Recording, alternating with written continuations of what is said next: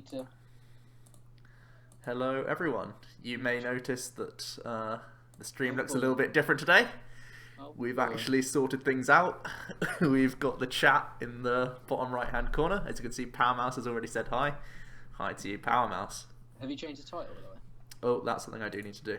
I just wanted to double check because I didn't know whether you had or not. What week is it? It's week 10 already.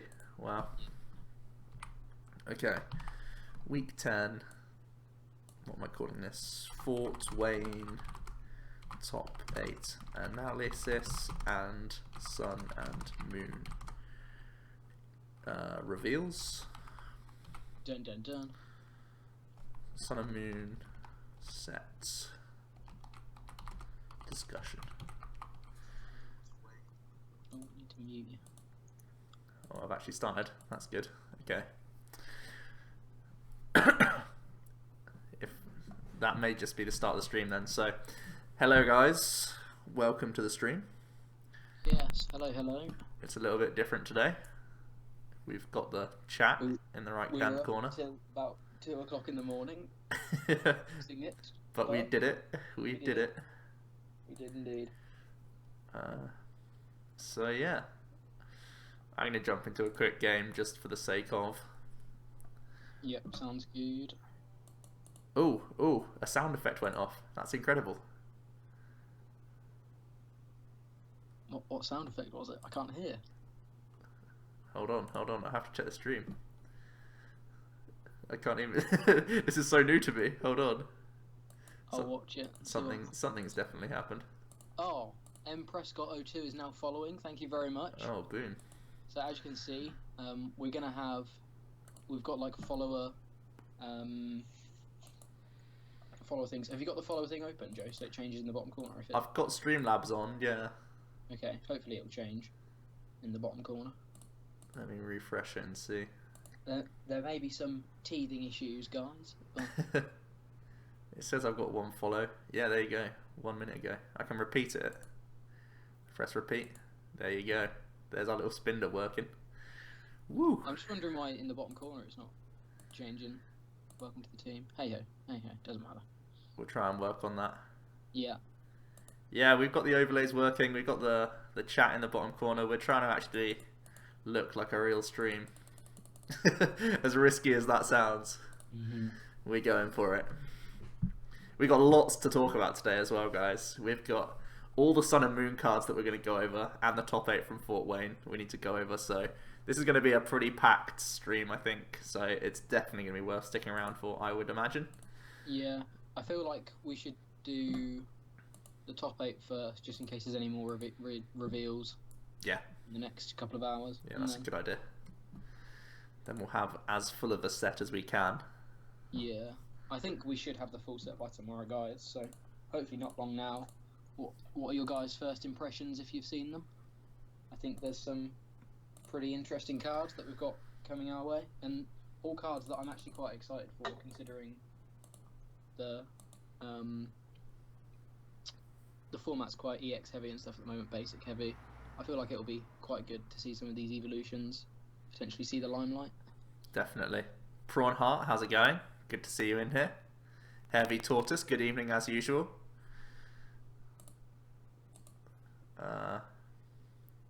Welcome all. We got a great stream today, I'd say. Yeah, definitely. A good one for you guys to tune into. Right, I'm going to go and grab my food super quick, and then I'll be ready to sit down and play some Pokemon. Good news. Oh, I need to mute my Skype. Okay. Right, we're good. We're chill. I'm not that threatened that we'll get knocked out. So we'll pass. You haven't had time to open the copy of Moon with Uni. Totally missed all these TCG announcements. Oh, mate, there's so much to go on today. Thank you for following, Prawn Heart. Good to see you.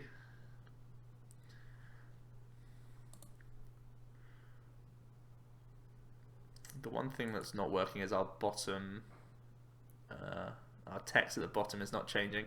We'll have to look at that. We've made all these changes literally between this stream and last stream, so there may still be some teaming issues, but right now at least the chat box is working and the follower icon is working, so that is good news going forward. We're going to get blown back by a Sylveon turn 1. Get hit with an N. That's a bit of a shame. Surprised they end us because we attach past. But hey.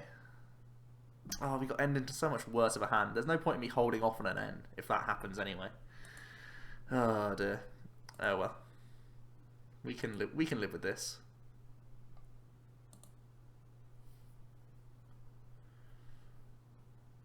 Lots to chat about today in the stream. Welcome to everyone who's joined. 20 of you in here so far. Good news, good news. Sun and Moon stuff, very exciting stuff. Me and Jack, like, the most exciting time in Pokemon is when new cards are revealed, right? So, there's going to be a lot to chat about today. We have a lot of opinions, obviously, so it's going to be great to have a first look at some of these new cards. Sylveon EX is underrated, underused. Yeah, I mean, against Dark it's pretty strong. Really, really strong. So, that's a problem. He chose to just do Dress Up, even though they had enough damage. That's... Oh, because it forces a movement of energy, that's why. Okay. Well, we don't have much.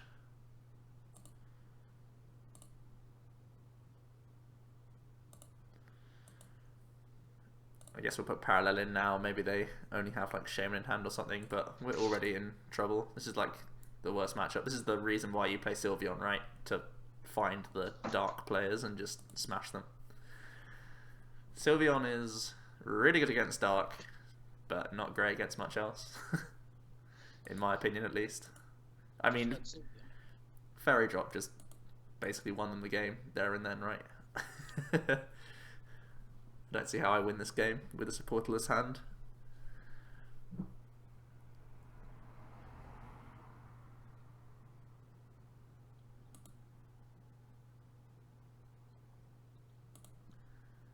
And they finish off the heal with the Precious Ribbon.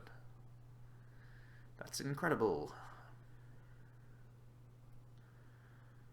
Well.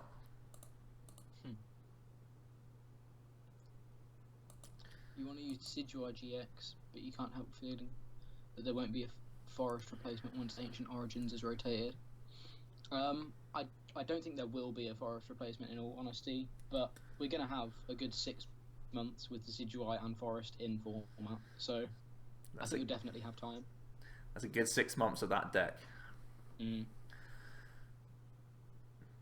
Arcanine asking what we think of the new GXs. We're going to be going over the full set in this stream today, so if you can stick around, it's going to be great. You can get our full opinions on them. Lurantis, yeah, that's one of your personal favourites. I believe that is quite a strong one. Espeon I'm not so sure of, but we will look over it and look at its potential this video. So I think all of them are pretty interesting though, so yeah, they're all definitely worth discussing. Yeah. Oh, we're in trouble.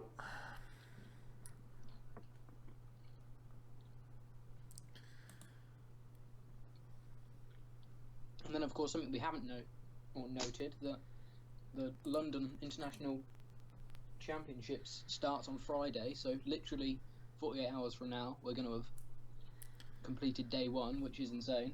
Yeah. So, meanwhile, whilst we've got all of these big things to talk about, we're both going to be, well, I suppose Joe's not going to be testing, but we're both going to be doing some natural testing just to secure what we want or what we would play we're playing this weekend. Yeah, absolutely. While we're waiting, novice question about the London Championships. It's my first multiple day tournament. I'm expecting to not make it through, so if I don't, do I have to stay home Saturday and Sunday? No, there's I don't know whether, I think they've fully announced the different side events that they've got going on. Yeah, there's plenty of side events. Go home on the Friday night. There's so much to do Saturday and Sunday as well. Yeah, there's still championship points to be earned, I think, in the other 2 days, so still fun to be had. Still plenty of tournaments. Think about there's only going to be either 32 of the, well, there'll be like 300 players who didn't make it, right? Minimum. So they're all going to be doing stuff for the rest of the weekend. So it's almost like you restart a whole new tournament that's almost as big. So definitely, it's still going to be great for the whole weekend, no matter how well you do the first day. So still plenty to be excited about for the other 2 days. Yeah.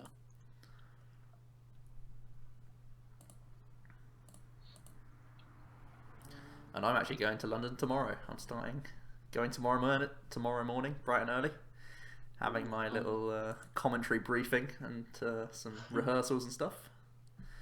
I'm heading down tomorrow evening.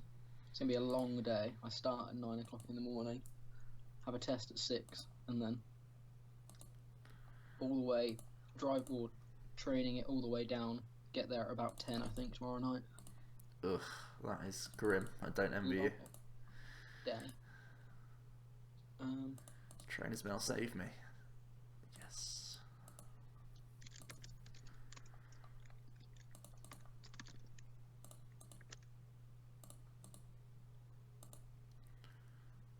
Bit annoying that we have to parallel so proactively against this deck, but hey. Elixir first. You get Ultra Ball first, grab a Trubbish.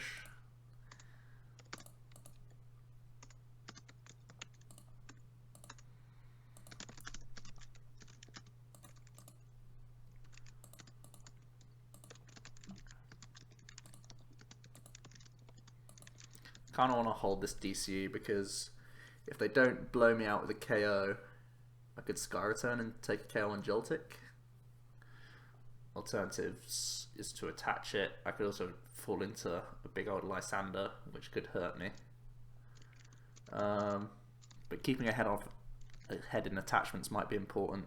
2, 4, 6, 8, 10, 12, 13 with the Fury Belt. So I think I have to attach just to maybe respond. So let's go for that line. I could even retreat into Fright Night. I need my tools probably more than him because they have a free retreater. But giving up Shaman is obviously 2 prizes. Having the Shaman active baits him to go crazy Rainbow Force, right? That's a tough call. We'll go for Fright Night for now. Okay.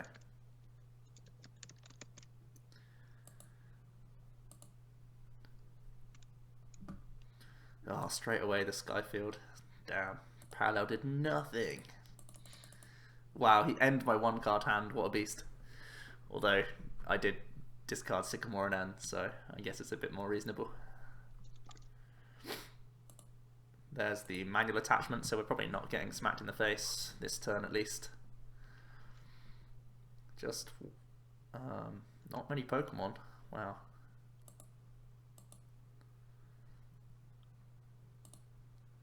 Delinquent seems pretty good here. There's not much I really need to do, so I'm just going to Delinquent.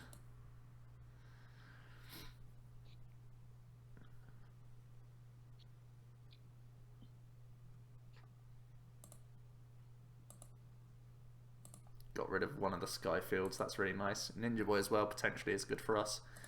I'm going to go for the attachment onto the active, just for some pressure.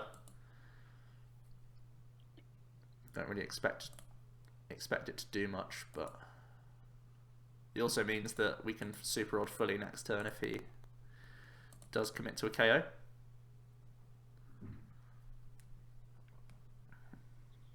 London starts at 1 AM PST.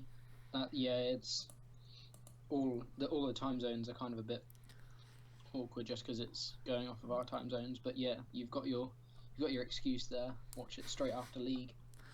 Definitely a good idea.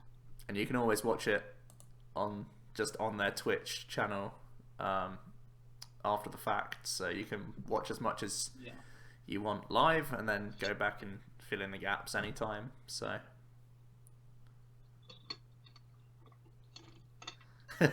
someone from London bummed out that they still have to commute.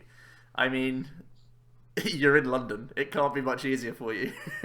But yes, it is still effort. London's a big place, though, I guess. London is a big place. But I mean, come on. That's basically your doorstep. For something that could be anywhere in Europe, like, you can't really complain with that. Yeah. Quite interesting that many of the item cards printed, such as Nest Ball and Timer Ball, won't be the main focus until the complete rotation of EXs. And it appears the set is focusing more on what the meta will be like in a year rather than now. I think that's a good and bad thing. I don't think that's like, it means that they've got the foresight to think about what the future holds and what happens when EXs rotate. But then obviously sometimes it means that we get cards that aren't going to be good for a year or so. But I think it's at least a promising thing, knowing that they do have the foresight to be able to think about where the game's going in the next 2-3 years. Yeah, definitely. And I do think some of them can fit right into current decks. We'll talk about them more. We're going through the full set today, guys, so you'll get our full opinions on all. But I don't think that they're exclusively not good until rotation. I think some of them will see play.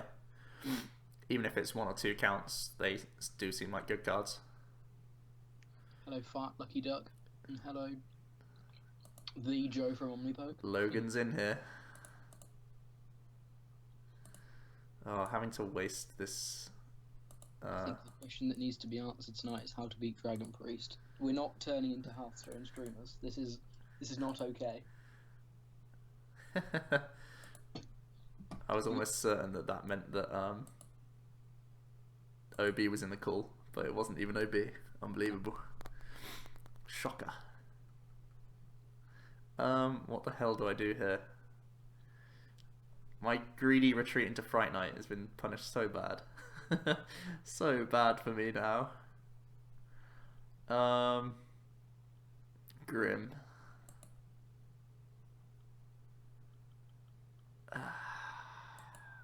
Yuck.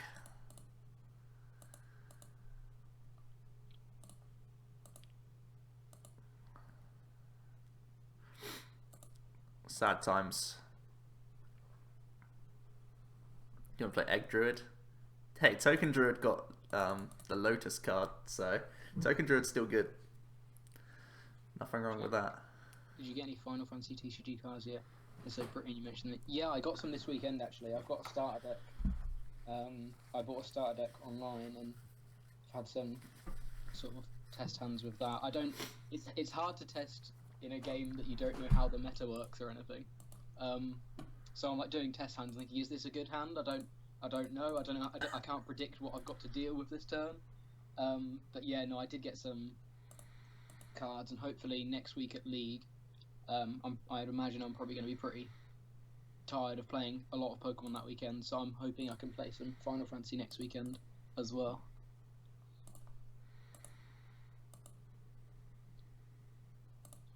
Of course, you agree some will fit in like Hammers, Katik, then it's Disruption. I won't be surprised if Enhance is reprinted as well. I would like to ultra pulling XP share. I'm not complaining. If I want to like some metal, but yeah, definitely. I think, I think the X's have been all right, and I don't want to say I dislike them because I don't dislike them, but I think it's time for something new, and I think this set really, provided they keep along similar lines as to what they've been doing with this set, in my opinion, like with stronger evolution GXs than basic GXs. I feel like in general the GXs are slightly stronger if they're evolutions. I think we could definitely see a meta built around evolutions rather than basics in the next 2 to 3 years. We've just got to hold out until X and Y is completely gone, and then we'll hopefully have the evolution format that we've all so desired for or at least me, I've so desired for the past like 2 years. Yeah, I think a lot of people want it. No surprise there. What up, Monte Carlo Meerkat? Good to see you in here. Max Rarity Hype, man. It's going to be an expensive set if you want to go down that route. To be fair, I think I actually... Joe got a new hat, what a champ. I couldn't find my old one. I was so annoyed. This is a stupid little bobble hat. I'm annoyed. Yeah, I don't know whether I fully like all of the max rares, but I love the Ultra Ball. Like, that's the only one that I know I'm going to be fishing for a playset for. Yeah. Yeah. It's going to be a high value card.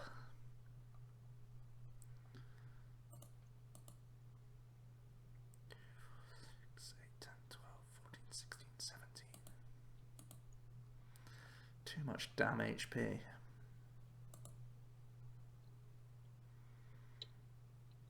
Let's go down this route. How do you think EXs and GXs will play together? I think they'll be able to work or one with one another or not. I think they definitely could work together. I think it's only going to be the super strong GXs that work in the format at the moment naturally, but I feel like once all of the naturally strong EXs rotate out, or all of the EXs rotate out, it will mean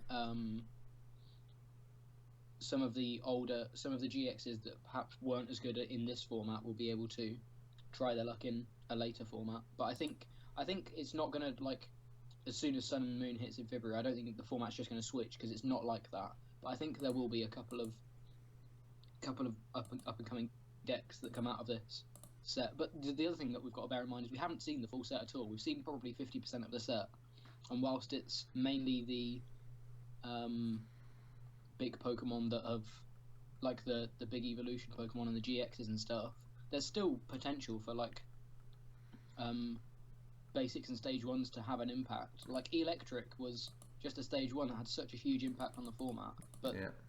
we saw Electros before, so everyone was like, oh, Electros isn't great, so we'll discount this evolution line, when actually Electric was a huge part of the format while it was in the format. So I think we've still got a lot to see, even though we've seen all of these, like, catch cards so far.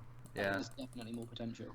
And, like, Frogadier, like, that attack completely changed how that archetype functions, so there's still lots to see. Everyone's insulted by clothing every stream. Yep. Maybe I should change. But nah, I don't care. I'm in the comforts of my own home. Only a couple tens of people watching, and they don't care. You guys don't care that I'm all Christmased up. That's what the stream's for, a more personal insight on our lives. In this case, a more personal insight on Joe's hat collection. I'm in trouble. 8, 10, 12. Okay. We E-hammer. I don't have N to follow this up, though. That's the only problem. Not the only problem. It's also the fact that I have to Evil Ball here. Someone said, will you trade your hat for a secret rare Ultra Ball? Yep. I do a lot for a secret rare Ultra Ball.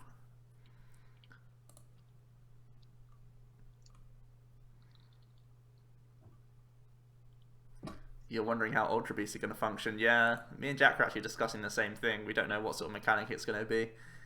I don't know which way they want to put it, because they're all obviously basics as well.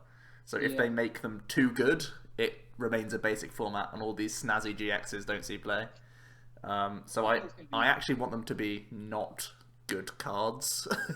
I want them to be like collector's cards. Actually, because they'll want to hype them. But I think this is a good sign that they will, like before we knew Lunala and Solgaleo were going to be stage 2s, we were all like, okay, basics are still insane. So I think they are aware, or they're more aware of where this balance is. So I'm hoping that it's going to mean they're not too insane. I still don't know how Ultra Beasts work in the game. I only caught my 3rd Pokemon today for my team. I'm not going to have it finished by London. There's no way. Oh, why not? I've only done like 3 trials or something. I'm really behind. Get good. GX will probably be the best GX, at least when the set's released. Its second attack is very good. Second attack being Night Spear is pretty good, yeah. Make them 2-piece cards like Heart Gold Soul Silver Legend. That would be crazy. That would be crazy. Ooh. I mean, that would make them unplayable, which is good news. So. Like maybe it wouldn't. Like maybe. No, they're not unplayable, but yeah. Well, no, but even so, they might alter the mechanic anyway. Mhm. Lapras GX looks quite snappy. Yeah, I'm a fan of Lapras. It's not too bad. For those just joining, we are going to do a full set review today, or as much as we know from the set, we'll review today. Yeah. We're not going to do it straight away because we want a few more people in here, and we also want to hopefully see if there's any more releases. I don't think there will be because there hasn't been for a couple of hours or so, but even so, we want to see if we can squeeze out some more releases. Damn, he got me. That could have been good though. No Lysander there and we were Gucci. The Garb would have gone down. Oh, hold on, we survived. Wait, what? What have I missed? Oh, Shaman's the same as Dragonite. Oh, sweet. Oh, but now Garb's still up. Damn. Okay, so we just... Oh, we got Fury Bat on as well. That's just rude. 2, 4, 6, 8, 10, 12, 14, 15 minus... Oh, that's so rude. Okay. So I have to pay retreat here, right? Ah, grim.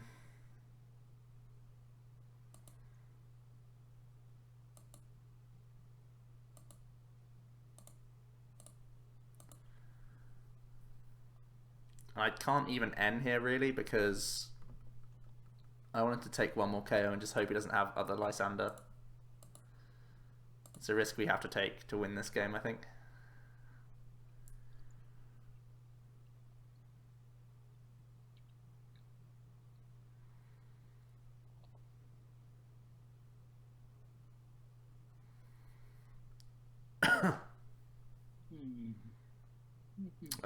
He's got the energy. Damn. Okay, so this played. They'll probably be ruining the meta. Yeah, maybe. It's been a while since we've had a very, very good meta game in Pokemon. But we'll see what they want to do with them. Who knows? It's down to the creators.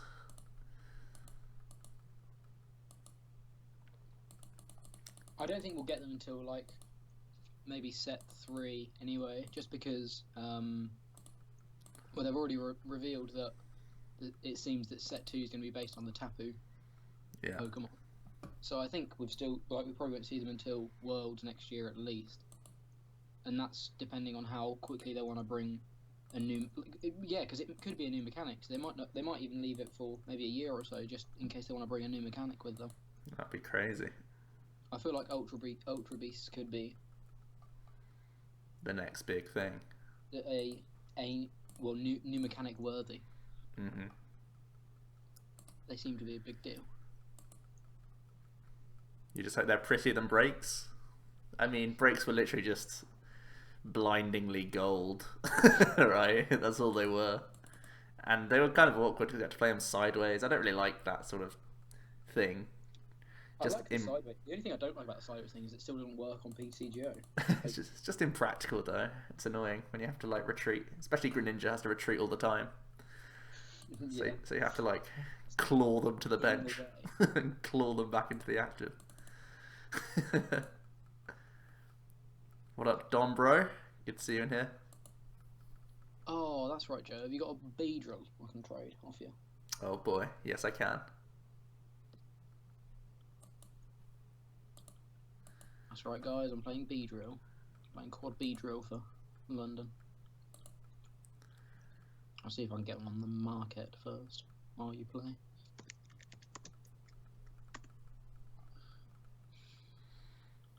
The real kind of asks, do we have specific collection for the TCG? I definitely do. I collect every set. I think I'm 4 sets away from completing the master set. Oh, not the master set, not reverses, but I'm 4 sets away from completing every single set. Snorlax GX is out already. That's insane. Is it? I found one online. thunderous snore. Oh, you're not having a shaming, friend.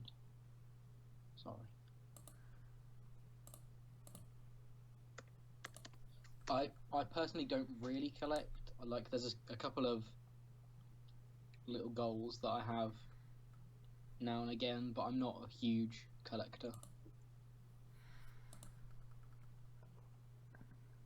Gumshoe's GX ability is also amazing. Having the opportunity to look at your opponent's hand during your turn is slightly broken. Yeah, it's a pretty good ability. How about 70% of each? Yeah, that sounds good. I mean, I still obviously have gaps as well. I've got like 1 or 2 EXs here and there that I'm missing and stuff like that. Some of the ones aren't in the best condition, and I'm quite a stickler for condition as well. I PSA grade a few things, so I mean, even though I'll have technically finished fairly soon at least, I won't be near finished in my own goals in how I want the set to be. So. What sets are you? What am I missing? I think the most expensive one I need to get is Legendary Collection, the second reprint set with all those annoying reverses. What else is there? It's like EX Dragon, EX Unseen Forces, I think, and one other. And annoyingly, I still need to get a load of Primal Clash stuff because my Primal Clash box was junk. Complete junk. So Walmart's in the US accidentally put Snorlax GXs up. Wow. It seems pretty good. But the codes already work, so that's interesting as well.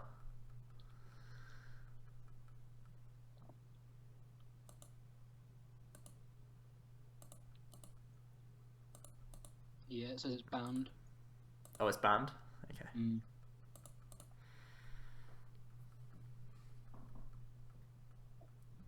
Oh, the dream. We drew into Frogadier and nothing else. He loved that N.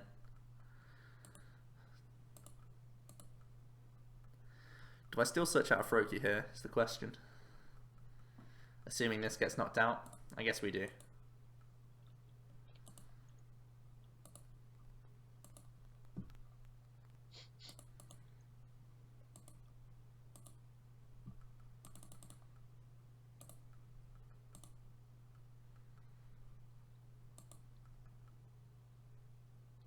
Okay, we didn't prize any Frogadiers, so that's good.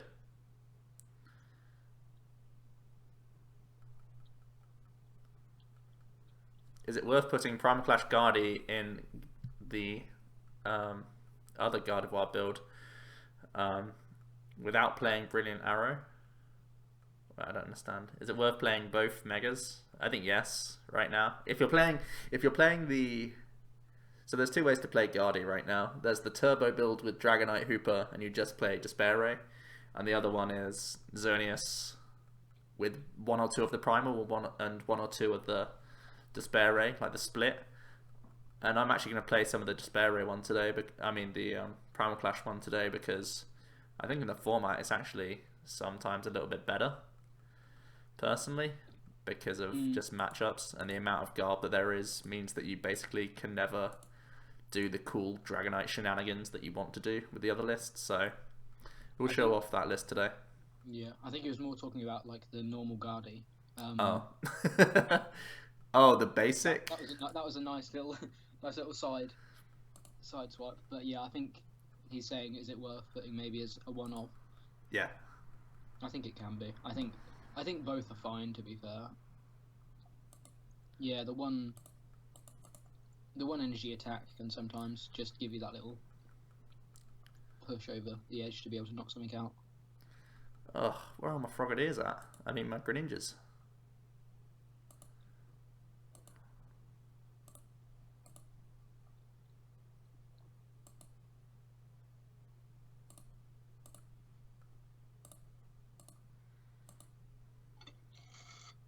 Let's put ourselves to 120 because it really doesn't matter. Lololol.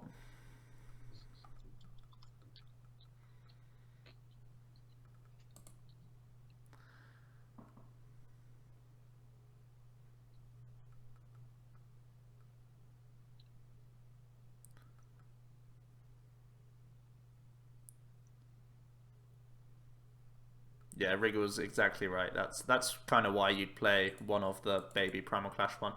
I got caught on the mega discussion. I didn't realize it was the babies. But yeah, one of is pretty good. One of the Life Leaper.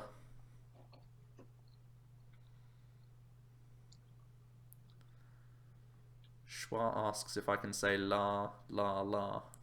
Yes, I can. There you go. Fact. I did it.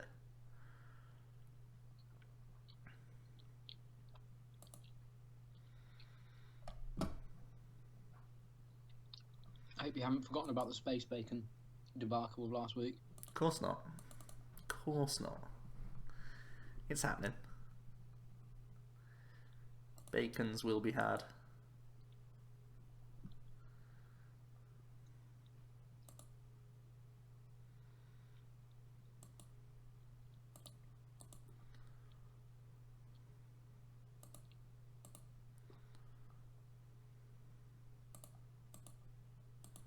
What do you take?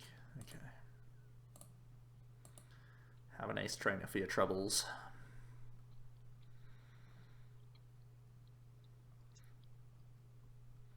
Is that semi-A? Semi-A? I don't know. Thoughts on the Sun and Moon League today and the secret rare Ultra Ball reprint. We will be going over the full leak a little bit later on the stream. But just on the Ultra Ball reprint, I think it looks really nice. Yep, everyone wants that Ultra Ball, man. It's incredible. The thing is, like, if they have the potential to make it look so good, why didn't they just do it earlier? Why didn't they do it the first time round? Why does it have to ruin everyone's hearts and souls that they spent loads of money on the older ones when now they have to upgrade? I'm sure some people are pretty sad about it. They have to upgrade their secret rares. Yeah.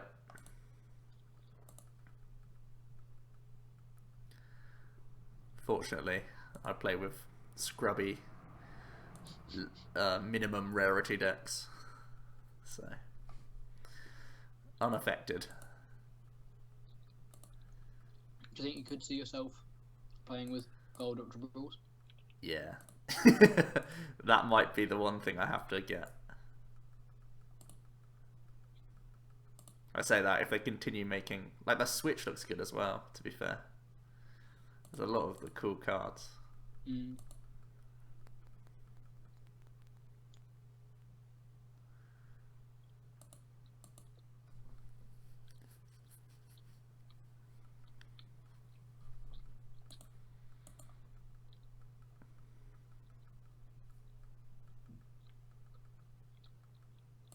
That's why you go to League and offload them. This week there was a guy that had 2 shamans and he was just getting rid of them. He traded like one for about 15 quid. And one for I think 3 full arts. Like 2 full art Steelix and a full art Kyogre or something, and we were like, what are you doing? What are you doing? Flogging them, mate. Just flogging them. You get full art, like full evolutions of both of those for the price that, well, the price that it's actually worth, but hey ho. And then it turns out he didn't even make a Steelix deck, so why even? I don't know. He's crazy.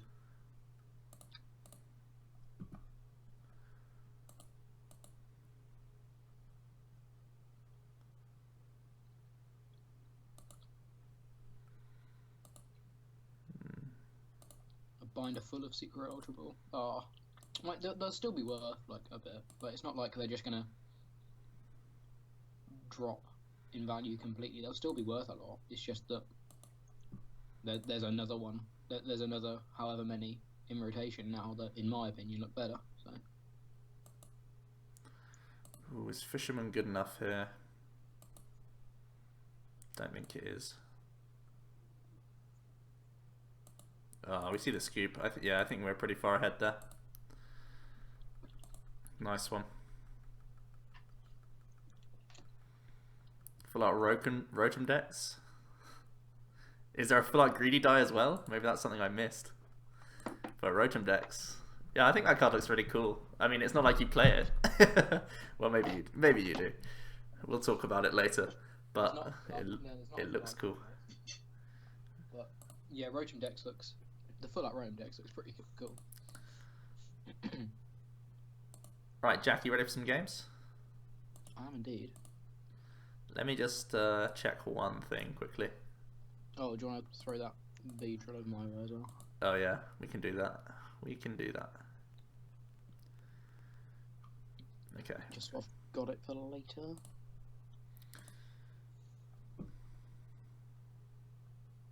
Is that the shuffle prizes thing? Yeah, Logan. The Rotom Dex is the prize switchy thing.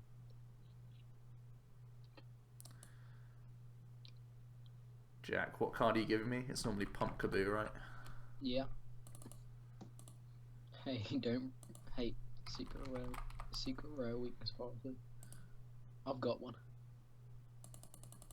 One of my 2 secret rare items is weakness policy. I pulled that baby and I'm proud. I've got 3. I've got a weakness policy, a hammer, which is actually pretty good because it's something that you can play in one-offs, and an energy switch. Not bad. How would it work if you town map before you shuffle? Well, you still do what the Rotom Dex does. You count your prize cards. Even if they're face up, you count them. Let's say there's 5, shuffle them in, and you place 5 face down, as the card says. I don't see why that's difficult. They go back face down is the answer, because you've Rotom Dexed, and that's the condition of Rotom Dex. Boom. Mind blown. You read the card, and you do what it says. Genius. Genius. For goodness sake. Why give Pumpkaboo over Shauna? Shauna should be our new trade bait, Jack. It can be. Let me see how many I've got. I've got about 1 million. I've got 2, 5, It 15, 16, 20. I've got 23, so yeah, I can. Logan, because Rotom Dex specifically says you put it face down, so that's what you do. You playing a deck like Gyarados? Yeah, sure, maybe. The irony of the prize cam, well, it could be happening again, who knows. Oh, imagine. Down up, okay, right, we'll not use the prize cam anymore. Mind, I suppose you've then got it all in your face anyway. Well, that was the awkward thing about US Nats, right? They had the prize cam, and then when they flipped them, the prize cam wasn't actually on like proper screen. Oh, really? So they kind of had to remember, and whenever they flipped to the prize cam, it just showed the backs of their sleeves. Oh, sweet. How does Joe from OmniPoke know that it goes face down? Read the card. that's why. We're talking about Logan being called the Joe from OmniPoke. Oh right. I'm missing things today. I'm slow today. Confusing the streamer already. It doesn't bode well for this weekend. Oh god. Oh yeah. I've got to be on my. On top. Wow, that is a hand. That's impressive. Am I dead? That's incredible. See my top deck. Let's see who's dead. Yep, definitely me. Hello, Ruben.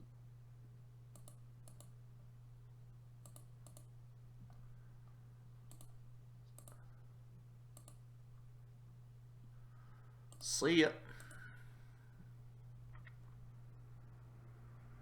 The only prize cam that worked was when a guy who had 3 night marches prized and 2 DCE. Oh dear.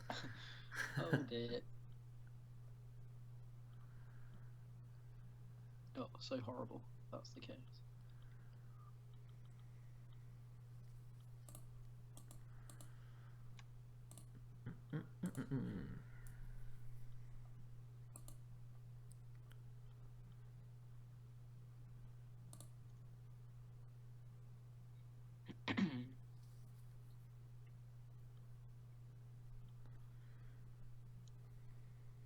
Setia Neela, good to see you in here. How's it going?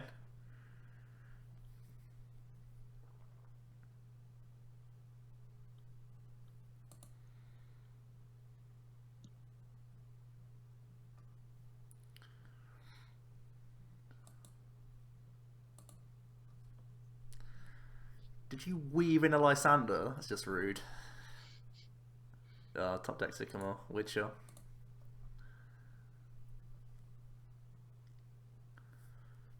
That's incredible.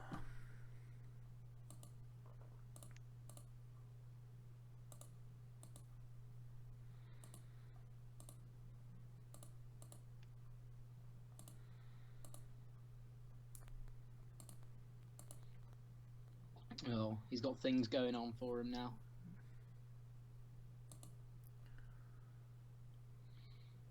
Have we is the real question.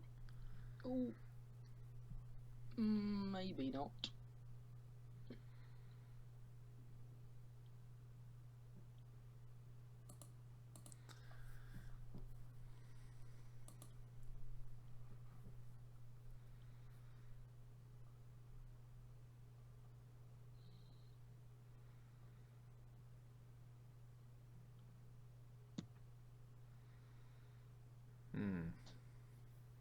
Sadness.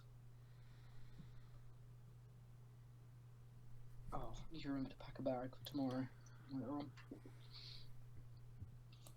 so I can just get up out of here. How is a Salamence Tech in Volcanium working out? Is it worth it over Flare or Entei? I actually don't have any Salamence online. I would love to put one in here, but I don't have any online. I do still think that it's super good in the deck, though. I think it's just like a nice alternative attacker that is something else your opponent has to sort of play around.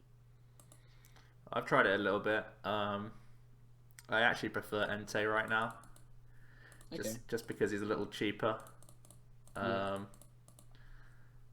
A lot of the time, because Parallel City is so rife anyway, you just want to have Volcanions on the board. So I think committing energy to a Pokemon that's not Volk is a problem sometimes. So that's true. I still quite like Entei, if any of the techs. I think Entei's my pick right now. Sometimes just 4 Volcanion EX can get you through, though. It's not like... I feel like it's not a deck that has to have an alternative attack. No, exactly. I think Entei does bring a lot, though, to the deck. Yeah, that's true.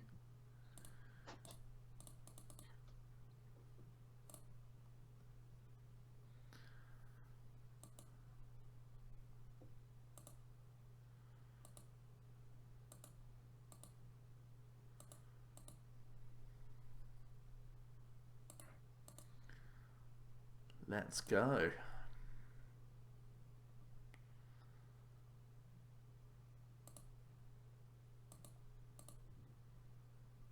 Throw in that cheeky little fairy drop. Damn it.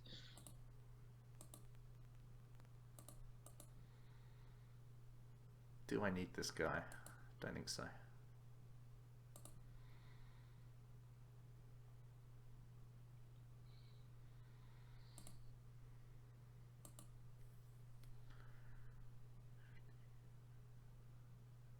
Let's see how crazy Jack can go.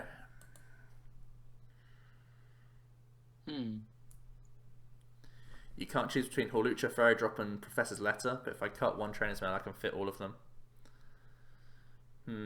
Yeah, Hawlucha does provide a lot.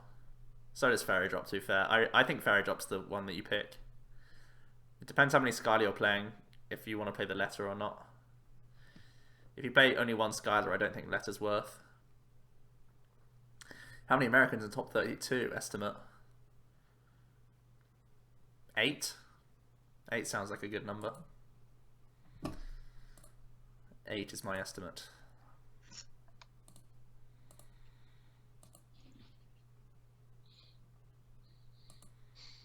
Any advance on 8, Jack? I think that's as good a guess as any. I think we won't know how many Americans are coming over until they're over here. I feel like a lot of people, not even a lot of people, I feel like Logan in particular, thinks there's going to be like hundreds of Americans coming over here. I think there's going to be a good chunk of them, like 30. I think we could see up to like maybe 40, 45 good American players over here, but I feel like there's not going to be loads just because it is expensive. Mm-hmm.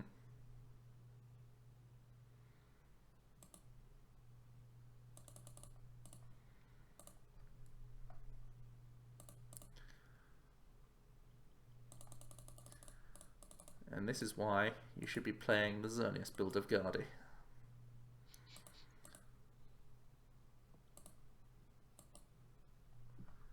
In today's metagame. Because that's a big boy. Girl.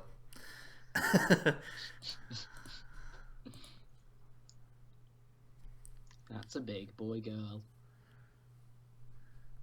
Horluch is your big save against Plumebox? Yeah, that's true.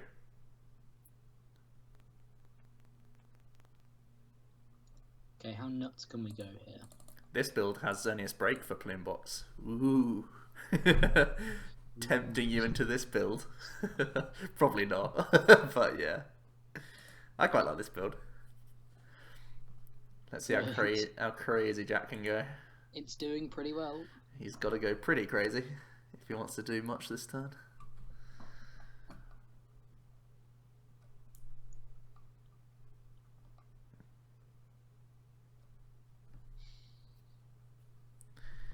He needs 2 Volk and 3 energy exactly in that hand. Is that enough? No, he needs 4 energy. Okay, he needs one of his cards to be retrieval.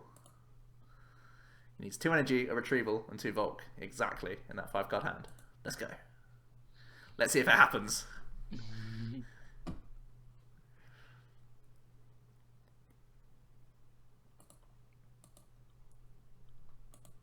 How beautiful that card is. I actually don't have any Primal Clash Guardies or Generations ones. Don't know what I've been up to. Been wasting my life. Come here. Jeej.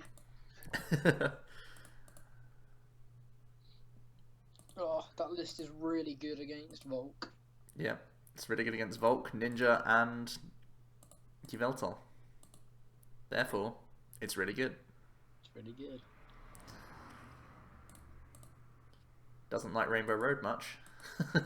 Or Ray, or Sizzle. But against the rest, it's really, really good. You like this list more because it has loads of full arts? Yeah, that's true. A lot of swag in this list.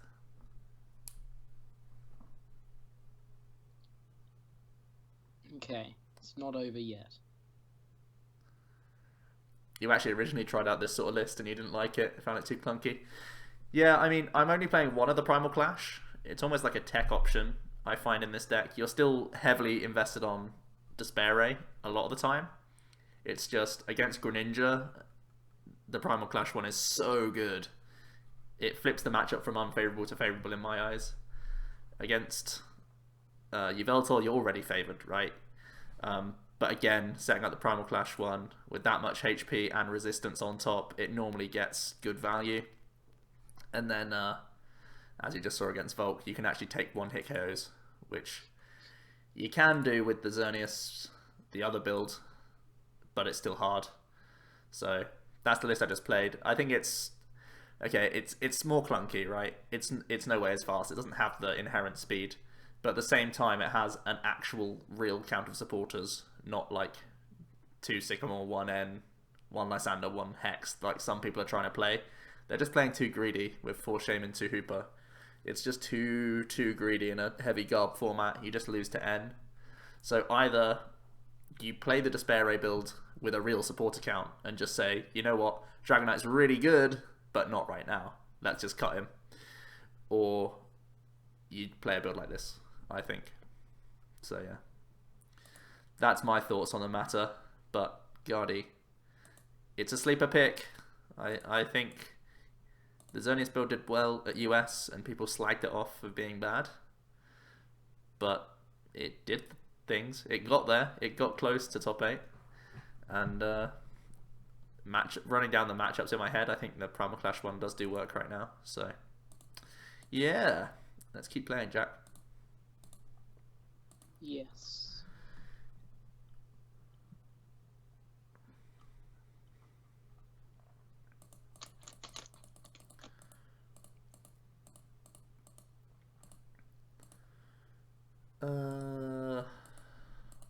shall I play? Let's play this.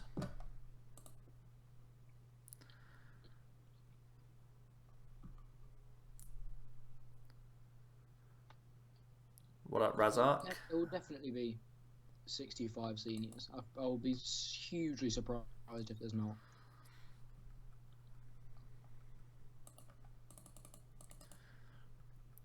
We're going to be doing... How many people are in the stream? 28? It's still not many people. It's because I think I didn't post it in on YouTube and stuff. Maybe we'll start the set review after this game, let's say. Only the true fans who know that it's on a Wednesday, 8:15. Only the true fans are in here right now, and those are the ones we care about. Don't tell the other guys. Oh no, people are going to see this on YouTube. I've misplayed. I was going to say that. I was like, well, they're going to see it themselves in a minute. Or later on.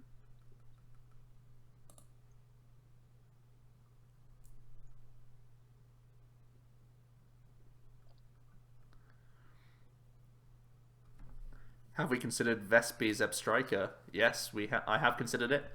I was heavily considering it. Obviously, I'm not playing in London, but I'm trying to give other people deck advice and stuff. Was testing out a lot, couldn't get it consistent enough. That's where the story ends. Basically, I had it with Vespi, Zeb Striker, and Zoroark because I wanted a way to beat Giratina, and Zoro Break is really good at doing that. It was too clunk. Yeah, sad times. You can play it with just Zeb Striker, but then you guarantee some losses to some decks. I don't like doing that, really. You feel warm and fuzzy that we care about you so much. Good. That's what we look for. We want warm fuzziness in this stream. Hence the hat and the jumper that I'm wearing. We're all about the warm fuzzy feels.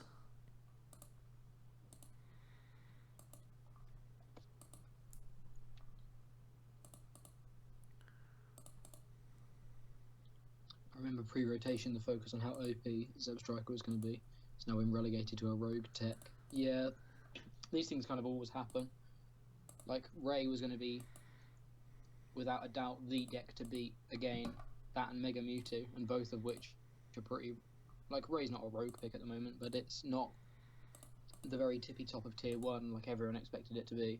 And Mewtwo, like, is debatably still not a great pick just because it's not heavily countered, but it's very, very difficult Guardy matchup. So, but these things always happen going into a new rotation. No one's fully aware of what's gonna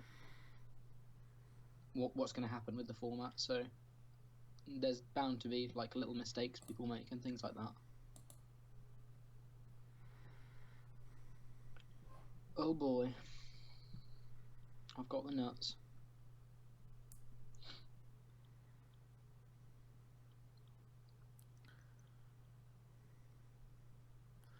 Where's Ben? I don't know where Ben is, actually. Jack's really quiet, says Luke. Is anyone else finding that Jack's really quiet? I can bump up the audio. Because we've just changed our stream settings to make it look all nice and snazzy like this. I basically just guessed what his volume was, so I can increase it. Have I been silent all the way through? No one has a clue I'm even here. I'll ramp you up a little bit. Try that out, Jack. Try talking. Hello, hello. Yeah, I think that looks pretty equal. Cheers for the heads up, Luke. Oh, you're playing Guardy now? What the?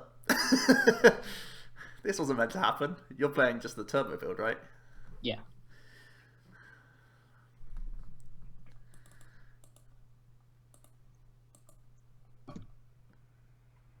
Better now? Okay, that's good.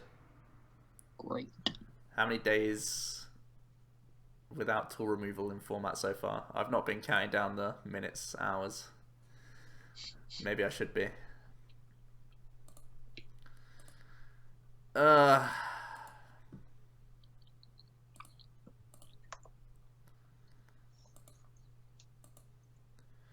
Guess who's all in?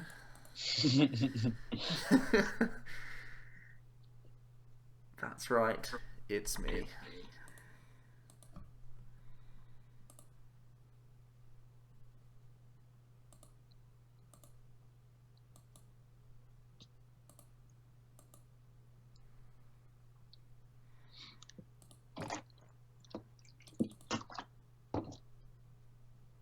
Oh, I need to get my laptop charger after this game. Disappear midstream just because didn't find the laptop charger. Shocker. Has there been anything new? I think there's a bit of an echo, Jack. I can hear the stream. Is there? Okay, give me a second.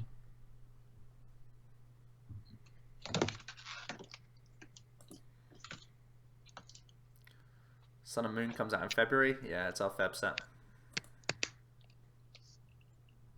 Okay, is that any better? Yeah, I think that's good. Sweet. Oh, it's Mike.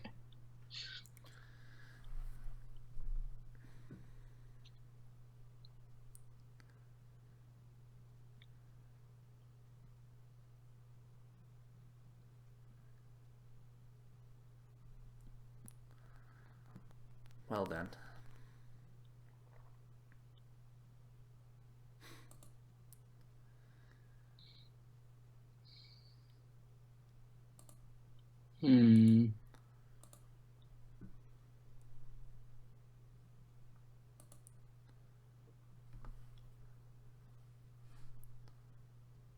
Slight echo off, Joe.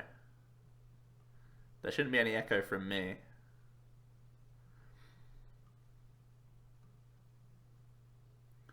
Carlo Conti, EX, good to see you. How's it going? When you realise London is 3 days away and you still don't know what to play. Oh, it feels so good not having that feeling. Oh, I can't tell you how relieved I am that I don't have that feeling. Scumbag. Seriously would be stressing right now. But instead I can chill. Feels good.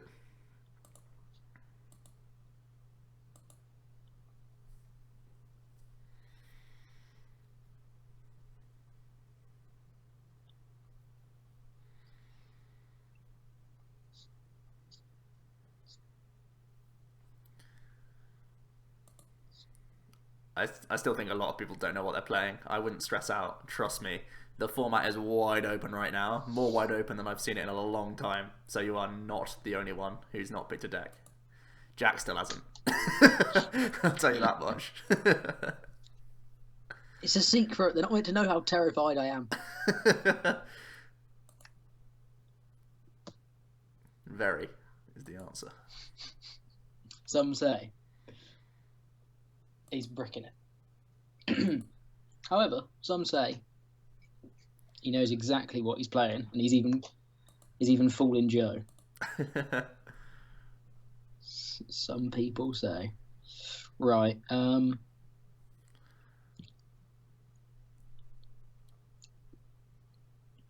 have neither of us attacked yet? We're just waiting for Lysanders, I guess. Yes, we are. Shame and fight.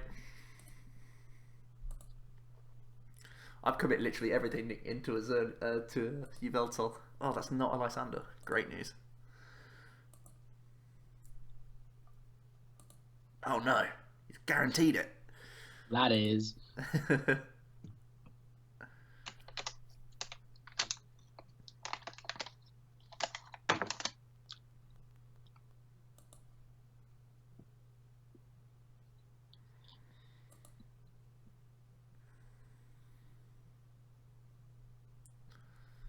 Oh, having a patch of lag. My DC is over the Yveltal. Can you guys see that? Oh, it worked. Okay, good. Get that Lysander out of my face. Come on, Floatstone. I play a million of you. Well, 3 of you. Beautiful end bait from you there. Beautiful. Or from me there. I don't mind at all.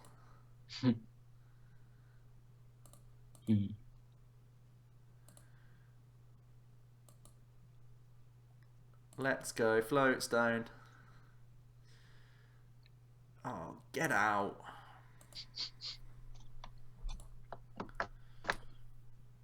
You try and get everything ready 3 days before a tournament. That is good preparation. I always find myself nagging thoughts in the back of my head for switching 1 or 2 cards in and out literally 10 minutes before a tournament. It will carry on. Is the switch functionality with Plume Box worth replacing Fairy Drop for Olympia? I don't think you ever play Fairy Drop in... Oh, I see what you're saying. Okay, in Guardy, does he play Olympia over Fairy Drop? I think no. I think no, to be perfectly honest. What's this, Jack? Is it a rope? No, parallel. Ah.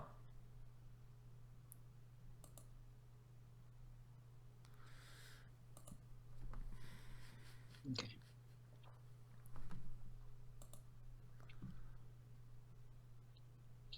Logan has pro organization skills. Looks like it. Yeah, I don't think the Olympia changes much against Plume Box. Like, Olympia doesn't save you much. That's not the way you're going to beat that deck. Whereas Fairy Drop is so impactful against the dark decks that it will win you games single-handedly. So, I think Fairy Drop stays. And Fairy Drop's still really good against Greninja as well. That's another reason to play it.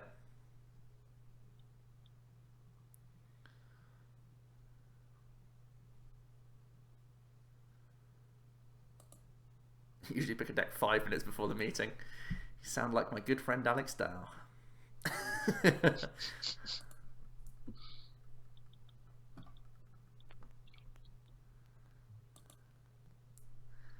Oh, lots of Guardies everywhere.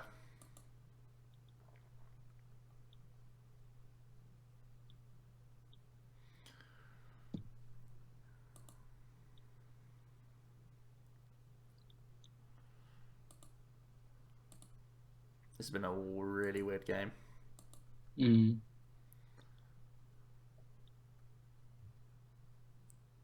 Both of us are just kind of waiting for the other one to get the right card.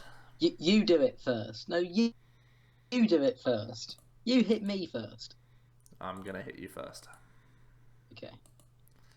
How does that sound? Hitting is happening. 2, 4, 6, 8, 10, 12, 14, 16, 17, down to 14. 15, 16, 17.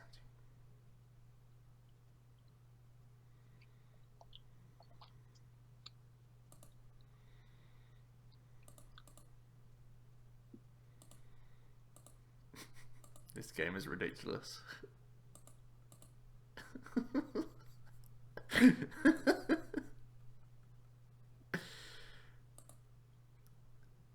2, 4, 6, 8, 10, 12, 14, 15, 16, 17, down to 15.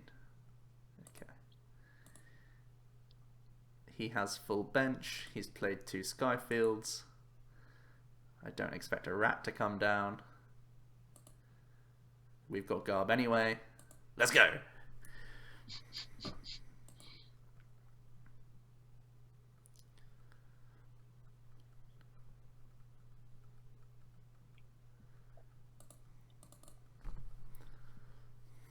Oh, God. Switch? Boo! If you've been holding energy plus Mega Turbo and you're just going to discard that guy, I'm going to feel pretty silly.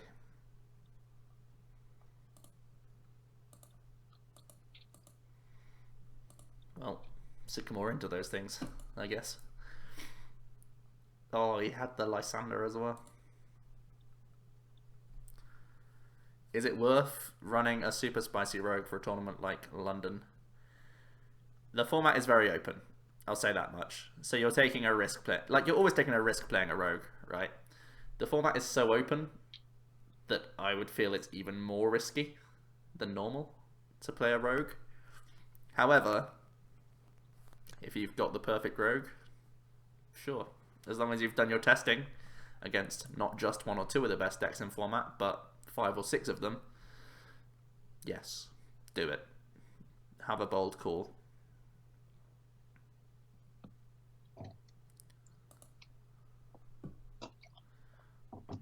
Logan being wiser than I am and just say play the most consistent deck. That's also never a bad strategy.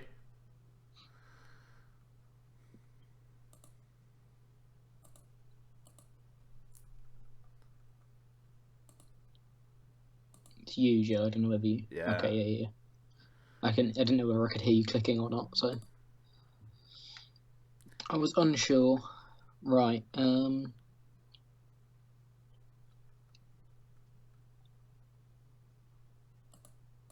Welcome to our cafe.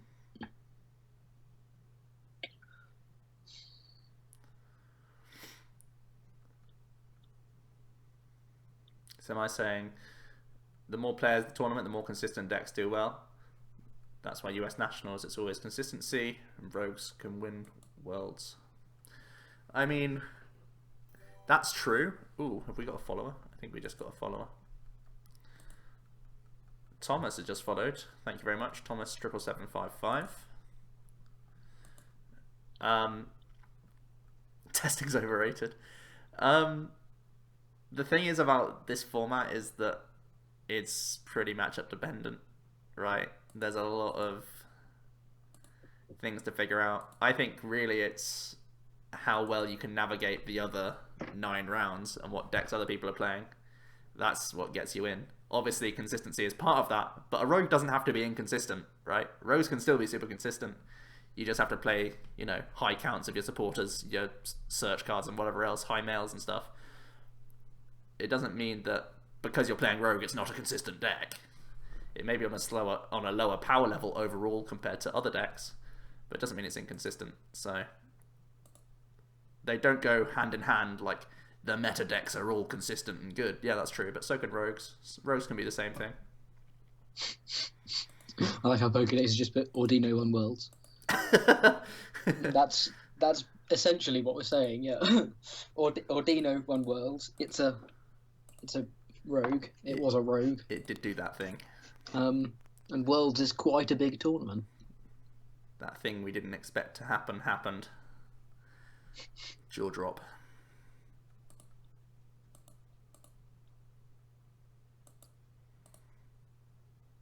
Oh, just revealed Nest Ball full art. Oh boy.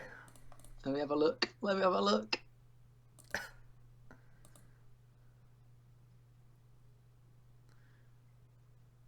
Oh boy.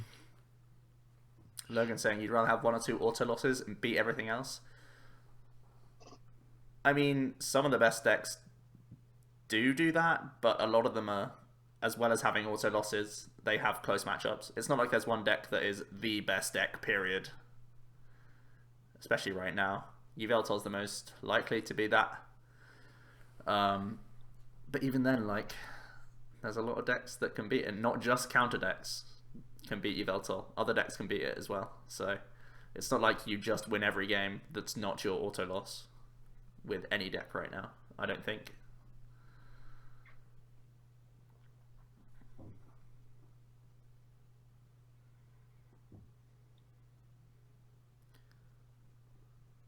Link that Nest Ball full art. Everyone needs to see it now, Jack. Give me a second. I mean, I agree, Carlo Conti, but there's always slight tweaks you can make to decks, right? And keep having to test. For example, Volcanion, we saw in Fort Wayne, some of this were playing Parallel City. I never thought of playing Parallel City in my Volk decks. I thought that's what you're trying to avoid, if anything. So that was a shock to me. So I had to start testing that and see why it was good. Then I tried, wasn't happy enough with my Yveltal matchup, so I tried some Rough Seas in there. Saw how that changed the dynamic, because one of the biggest issues is Fright Night, and now you play Rough Seas, it's not an issue as much as it used to be. So there's constantly things you can be thinking about for testing. That was just focused on Volcanion. Now I want to think about other things. If I want to think about another deck that I want to test, what I can change this matchup, that matchup. There's constant percentages that you can change with the deck to make it more winning against the meta that you expect. And as we've seen from the last few tournaments, the meta is always changing. So yeah, plenty to think about. I'm just going to link the Poker Beach page, guys, but it's about 3/4 of the way down. It's in Set Moon, right at the end. That's also where we're going to be looking at all of the leaks from. So if you want to follow along when we start, that's where you can keep an eye on whether your favourite card's coming up next or whatever. So a useful link for you to have.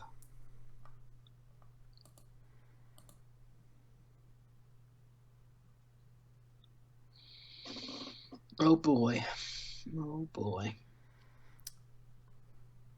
Yeah, you're right, Carlo Conti. We all know what the top decks do right now. But there's always a reason to keep testing in my eyes.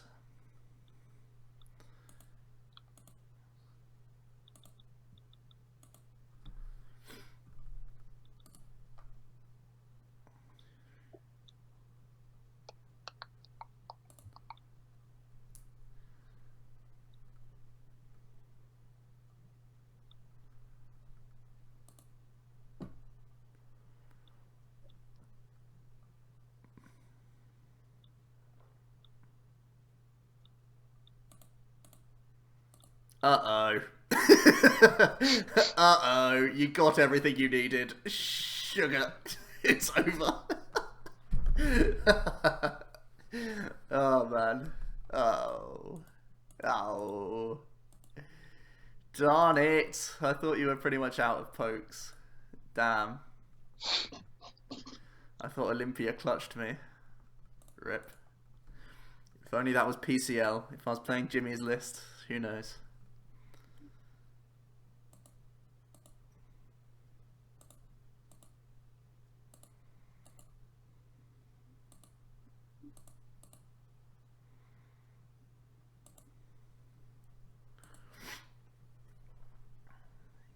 Let's go set review. Yeah, after this game we're going to be doing, before set review, I know everyone's hyped for it, but before that we're looking at the top 8 from Fort Wayne, because that too is very exciting for those going to London, and I think mostly relevant. We have months before we can start playing with Sun and Moon.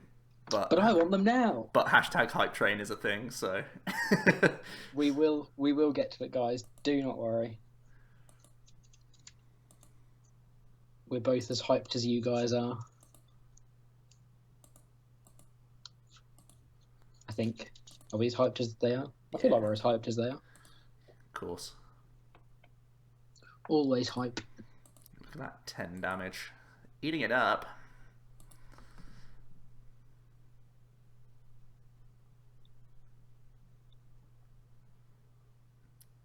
Jack, can you add Luke on Skype? I've put myself on Do Not Disturb, so I don't think I'm able to. Mm-hmm.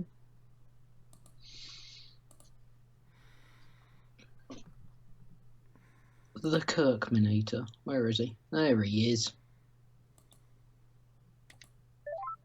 Oh.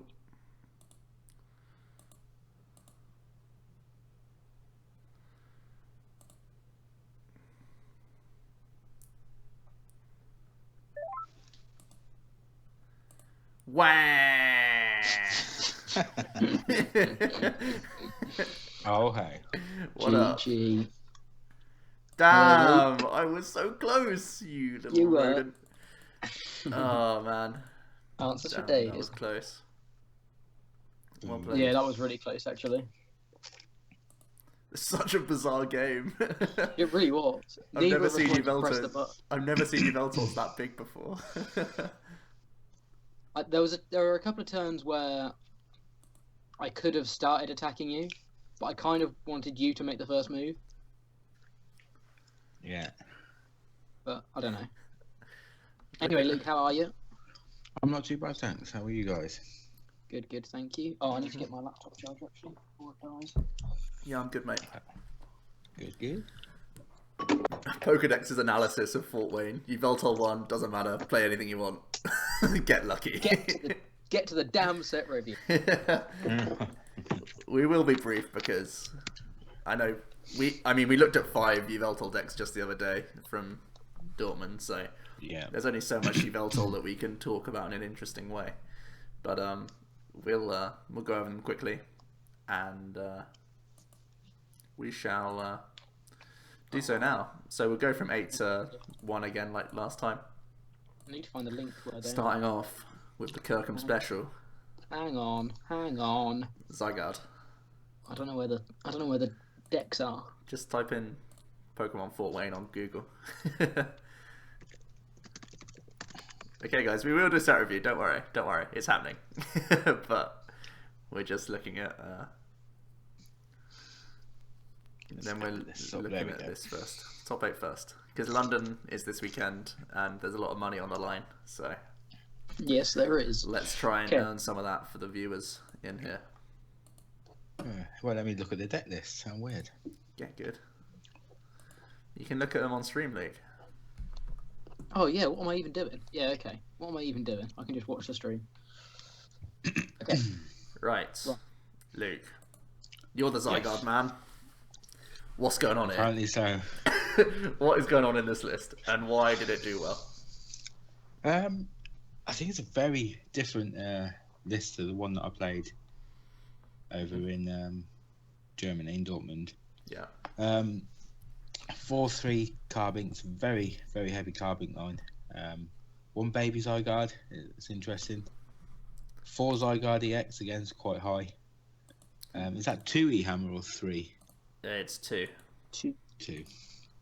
That's quite good in this format.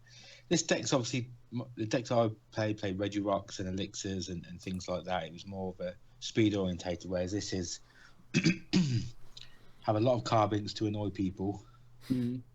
Power things up and just one shot with power memory. There's a lot of switching cards, Olympia, so you can get out of the active when you need to and recharge it back up and go again. It's a cool deck.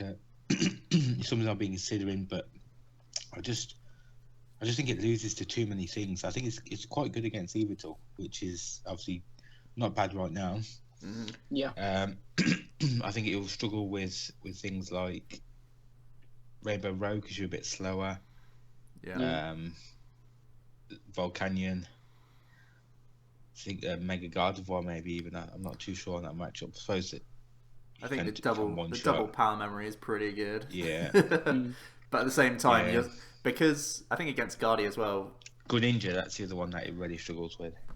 I mean, when you play it that way, you can still one hit a Froakie turn 1 with a strong and a stadium, and he does play 5, right? Yeah. So he still gets there. It's just when it's turn 3, he needs to have like 2 strongs on board, or 1 strong, 1 Fury Belt. Yeah. And there is Jirachi promo becoming more and more staple, so it might be a See you worry. later, Carlo Conti.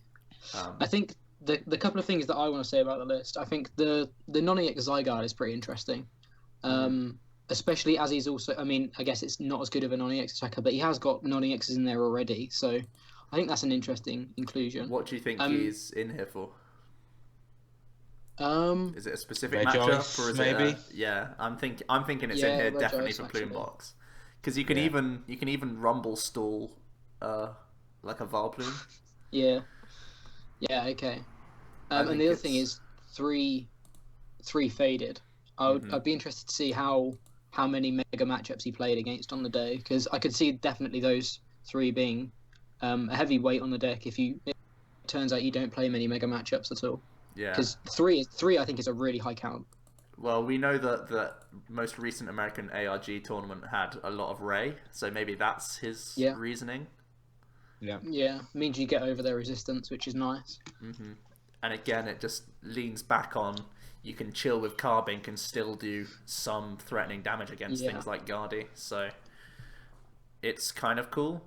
I think the Carbinks at the moment are really annoying, and I think that's a really nice addition. I think like Luke was saying, the 4-3 line is quite heavy, but even so, like having to deal with 4 Carbinks just while you're setting up 2 Zygardes on the bench or whatever. Some decks literally can't deal with 4 Carbink. Yeah, you can just win off that alone. Yeah. I think if I'm making changes, but keeping it as this style of build, I think I'd probably cut the Fadeds and just make them Scorched Earths to get more Carbink value, because I don't know if there's enough discard in this deck for Carbink to work for many turns. Yeah, definitely agree. I think that he wants to be able to do that with him putting in 3 break. He wants to be able to excel a little bit rather than going like the Elixir or whatever. He wants to be able to use some acceleration. So yeah, I think Scorched would actually be really nice in here.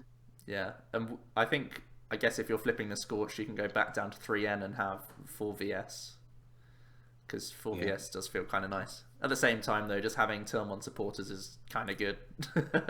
So maybe he thought as well there'd be more item lock and bit of Volplane floating around, so That's true. Yeah, that's always very need a true. reason. Alrighty.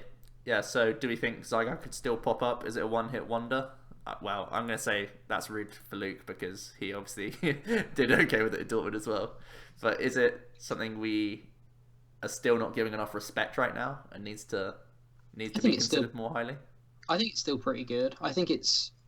I haven't played either the Carbink build or the Elixir build, so I don't know which one I prefer. But I think Carbink is inherently Zygarde is inherently quite a strong attacker, just because it's really versatile. 3 different attacks that all have different like secondary effects, or no secondary effect third one, but you know what I mean.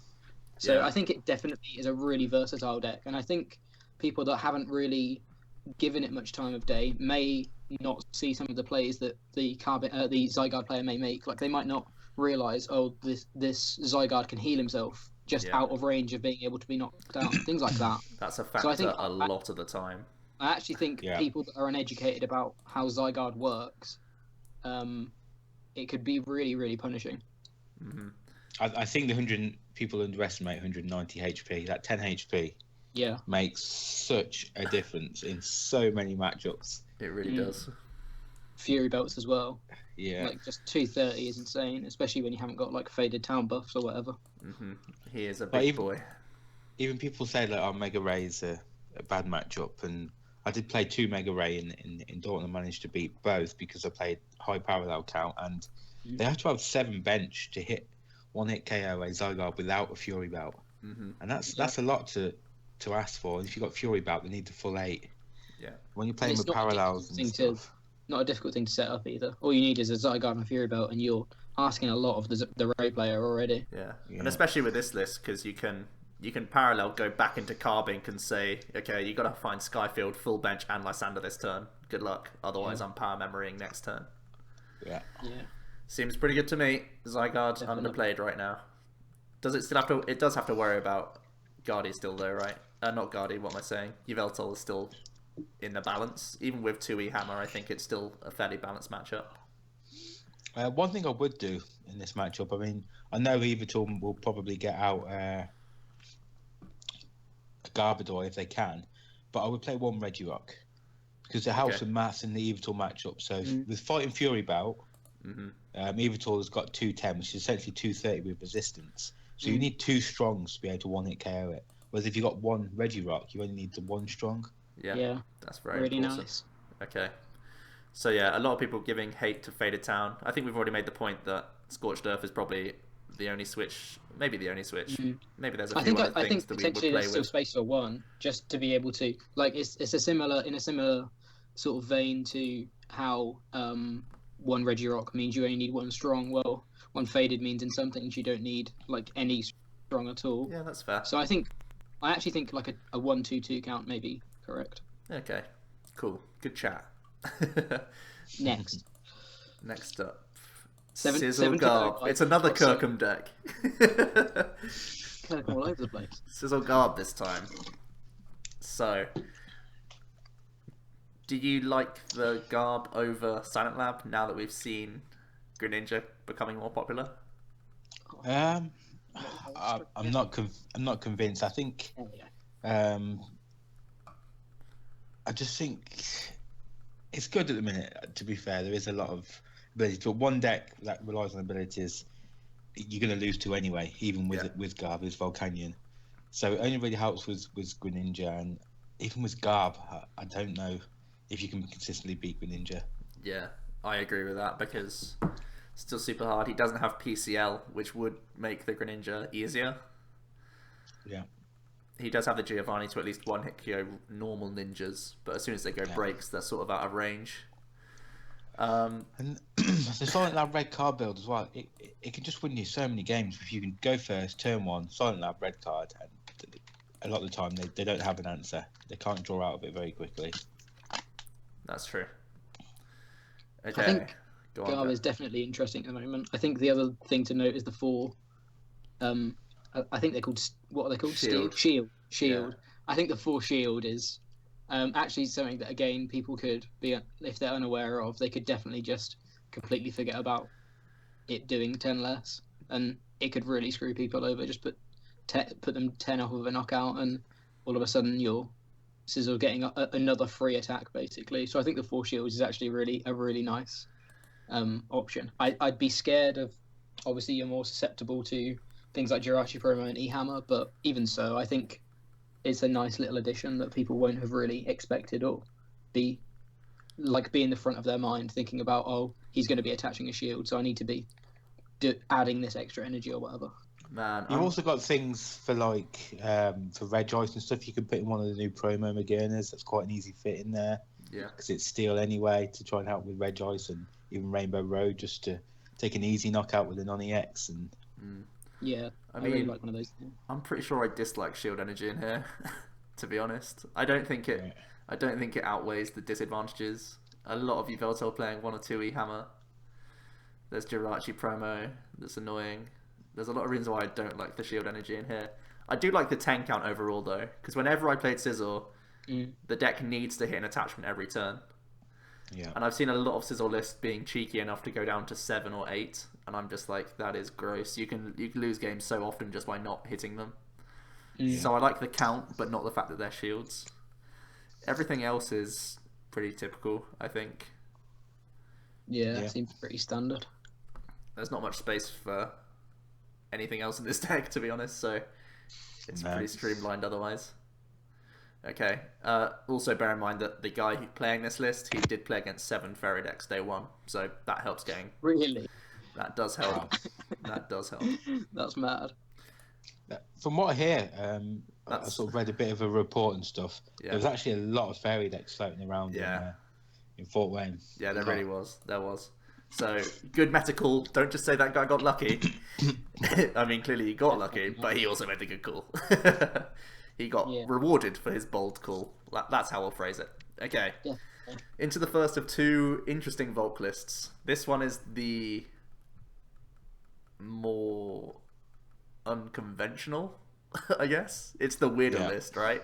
Okay. Because it plays a Dragonite EX. That's a Dragonite.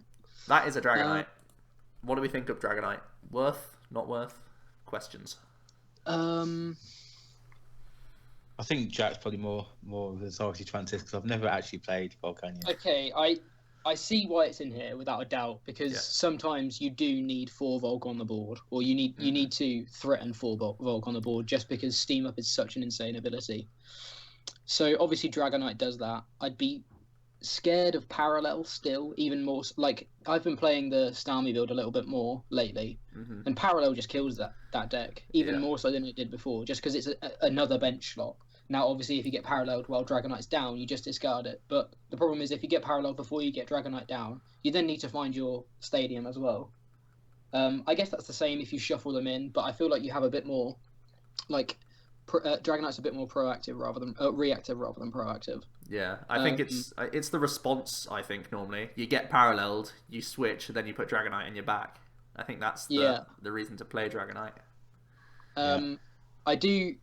I do want to try it though. It does seem like a nice way of being able to threaten an extra 60 damage out of nowhere. I know a lot of games, like that I've played online at least, I've felt like people after they've taken out, I've had to discard a Volcanion, or maybe they've taken out 2 or whatever. They feel safe in that I can't push for the damage that I need to one-shot something. Having Dragonite in there is like basically a plus 60 if you have the energy to do so. Is so nice because it's something that, again, people won't be expecting. They won't calculate for the fact that you can just push for an extra 60 at some point whenever you want. Yeah, and obviously it's Shaman's back as well for you as well, which is just draw. Yeah. And even the 1 of Entei that he plays, it can be a 2 of Entei in the matchup that he wants it, which is Rainbow Road, right? Rainbow Road, yeah.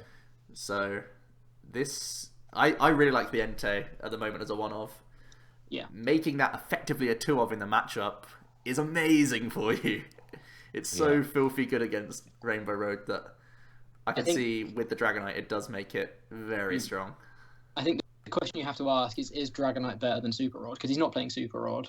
I think, well, it's just an instant Rod, right? He has enough energy recovery with Fisherman's and Retrievals, so he just wants the Pokemon. Yeah.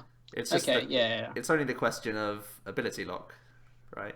Yeah, of course, ability lock is a thing. And Volcanion is going to be ability locked, so mind you, at that point, I guess if Volcanion's being ability locked, then it's never going to get the bonus 60 from Steam Ups or the set up from Shaman, so at that point it doesn't matter that you're not getting the pull up because you're not getting you're not able to use what you get anyway, I guess. Mm-hmm. At that point, the only thing you can't get is Entei or Baby Volk. Sure. Additionally, someone in the chat has just mentioned that it's an EX attacker that can KO Greninjas that's not weak to water.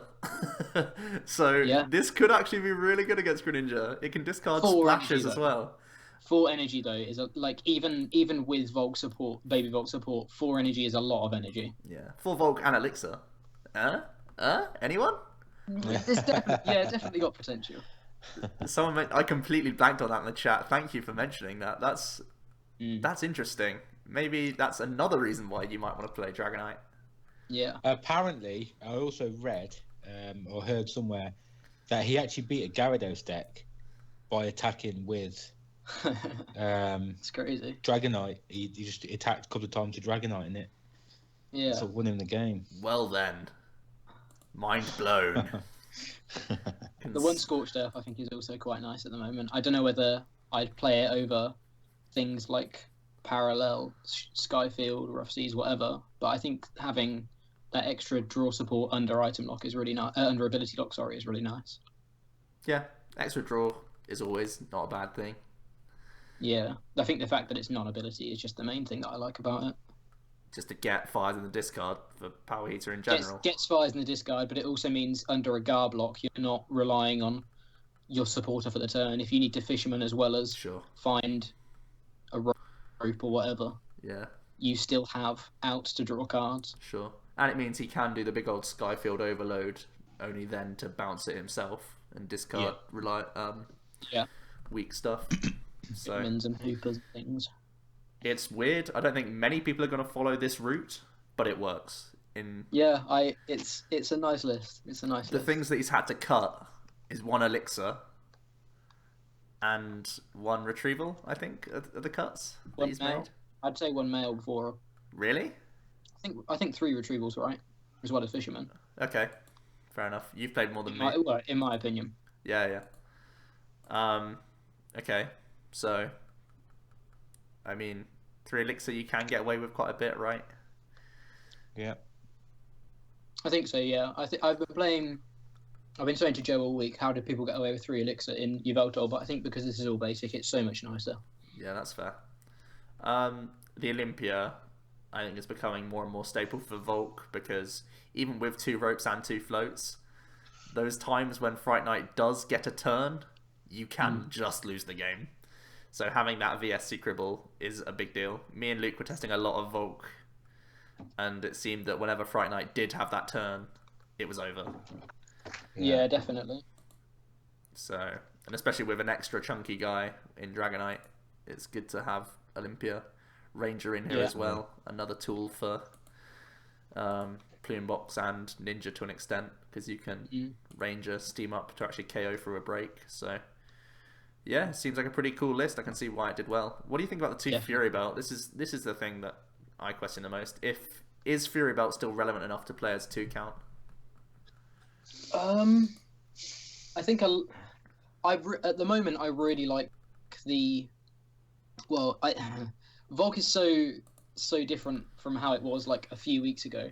A few weeks ago, I was really set on Fury Belt being able to just tank things.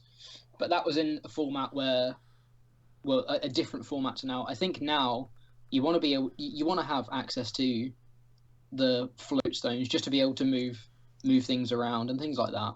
That being said, I think Fright Knight's going up in play just because Yveltal seems to be going up in play, or seems to be the deck to beat. So maybe at that point you rely less on float stone, more on things like Olympia.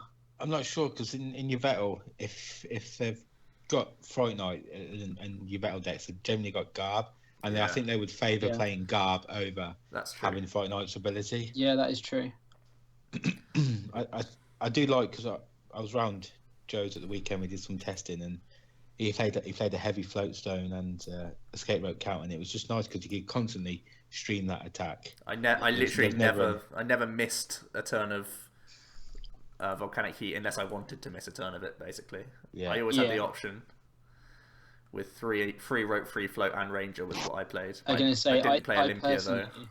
I personally, in my Volk list, play 3 float, 3 rope, and no Fury Belt, or maybe 1 Fury. Like, there's a couple of lists I have where there's no, couple with 1. I think 2 potentially, maybe too high though. Yeah, but at the same time, Fury Belt that Dragonite, Greninja's not taking that down for a while. It is not. So, horses for courses, I guess. Yeah, cool list. Definitely. Let's look at another Volk list. This one is a textbook Volk. A couple of weird things though. There's still a couple of weird things. Delinquent and 2 Parallel City jumps out at me. It doesn't jump out as me as much, just because I have tried Parallel in here before. Okay. Explain why it's in here in the first place. Just one of the main things is just to stop your opponent paralleling you. Yes. Like, that in itself is huge. So you put yourself down to 3, right? That's what you want to do? I think in a lot of matchups you can happily just sit with only 3 bench for the whole game. Yeah. Especially in a list. I've started to... Sorry, guys. I've started to favour Parallel less, just because I've been trying things like Starmie and stuff like that. Mm-hmm. So at that point you do need more of a bench. But back just after Liverpool and things, I was trying Parallel, and I think just being able to stop your opponent paralleling you is huge. Yeah. The other thing is, obviously, things like Ray hate it, Rainbow Road really don't like it at all. I played one for Liverpool itself, and in my Rainbow Road game, I got it down both games, and he struggled to reload after that in both games that I got it down. Yeah. So I think I do really like it, and I actually think if you can find space for a Delinquent, I think that's another really solid card at the moment. It's a card I would be playing as pretty much a 61st card, and I'd probably say 80% of the decks I'm playing at the moment. I think it's such a solid card. Sure. Well, it's not like he's compromised any spaces. There's nothing glaring in this list that I'm thinking, wow, he's missing out on a card here. I think there's one check. Go on then. I think I'd go take 1 energy retrieval away, go for 3rd end. That's it. Yeah, I was going to say Delinquent for 3rd end, but again, 1 card argument. Maybe the Fury Belt debate again, but even 2 Fury Belt, 2 Rope, 2 Float is probably fine. So if you're the one playing this in London, are you playing a build like this or a build with Dragonite, Entei, Skyfield? I think after seeing that list, I have to try Dragonite, Entei, Skyfield, just because it's brilliant.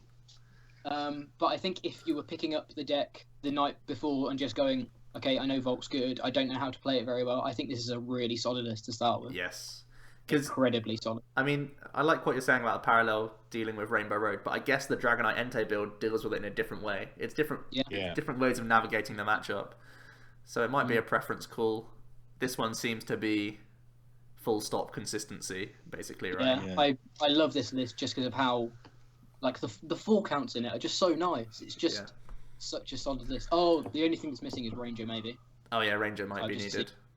Okay, maybe I go Ranger over Delinquent as well. Okay. Cool. But yeah, I think if you're picking up this deck just for this weekend and you haven't played it before, this is such a solid list to start with. I think with only 2 Parallel, you do need to play the Delinquent though, because when people do get ahead of you, it does suck. True. So Delinquent has to be in if you're only playing Parallel. If you're playing a split, maybe you can cut it. But yeah.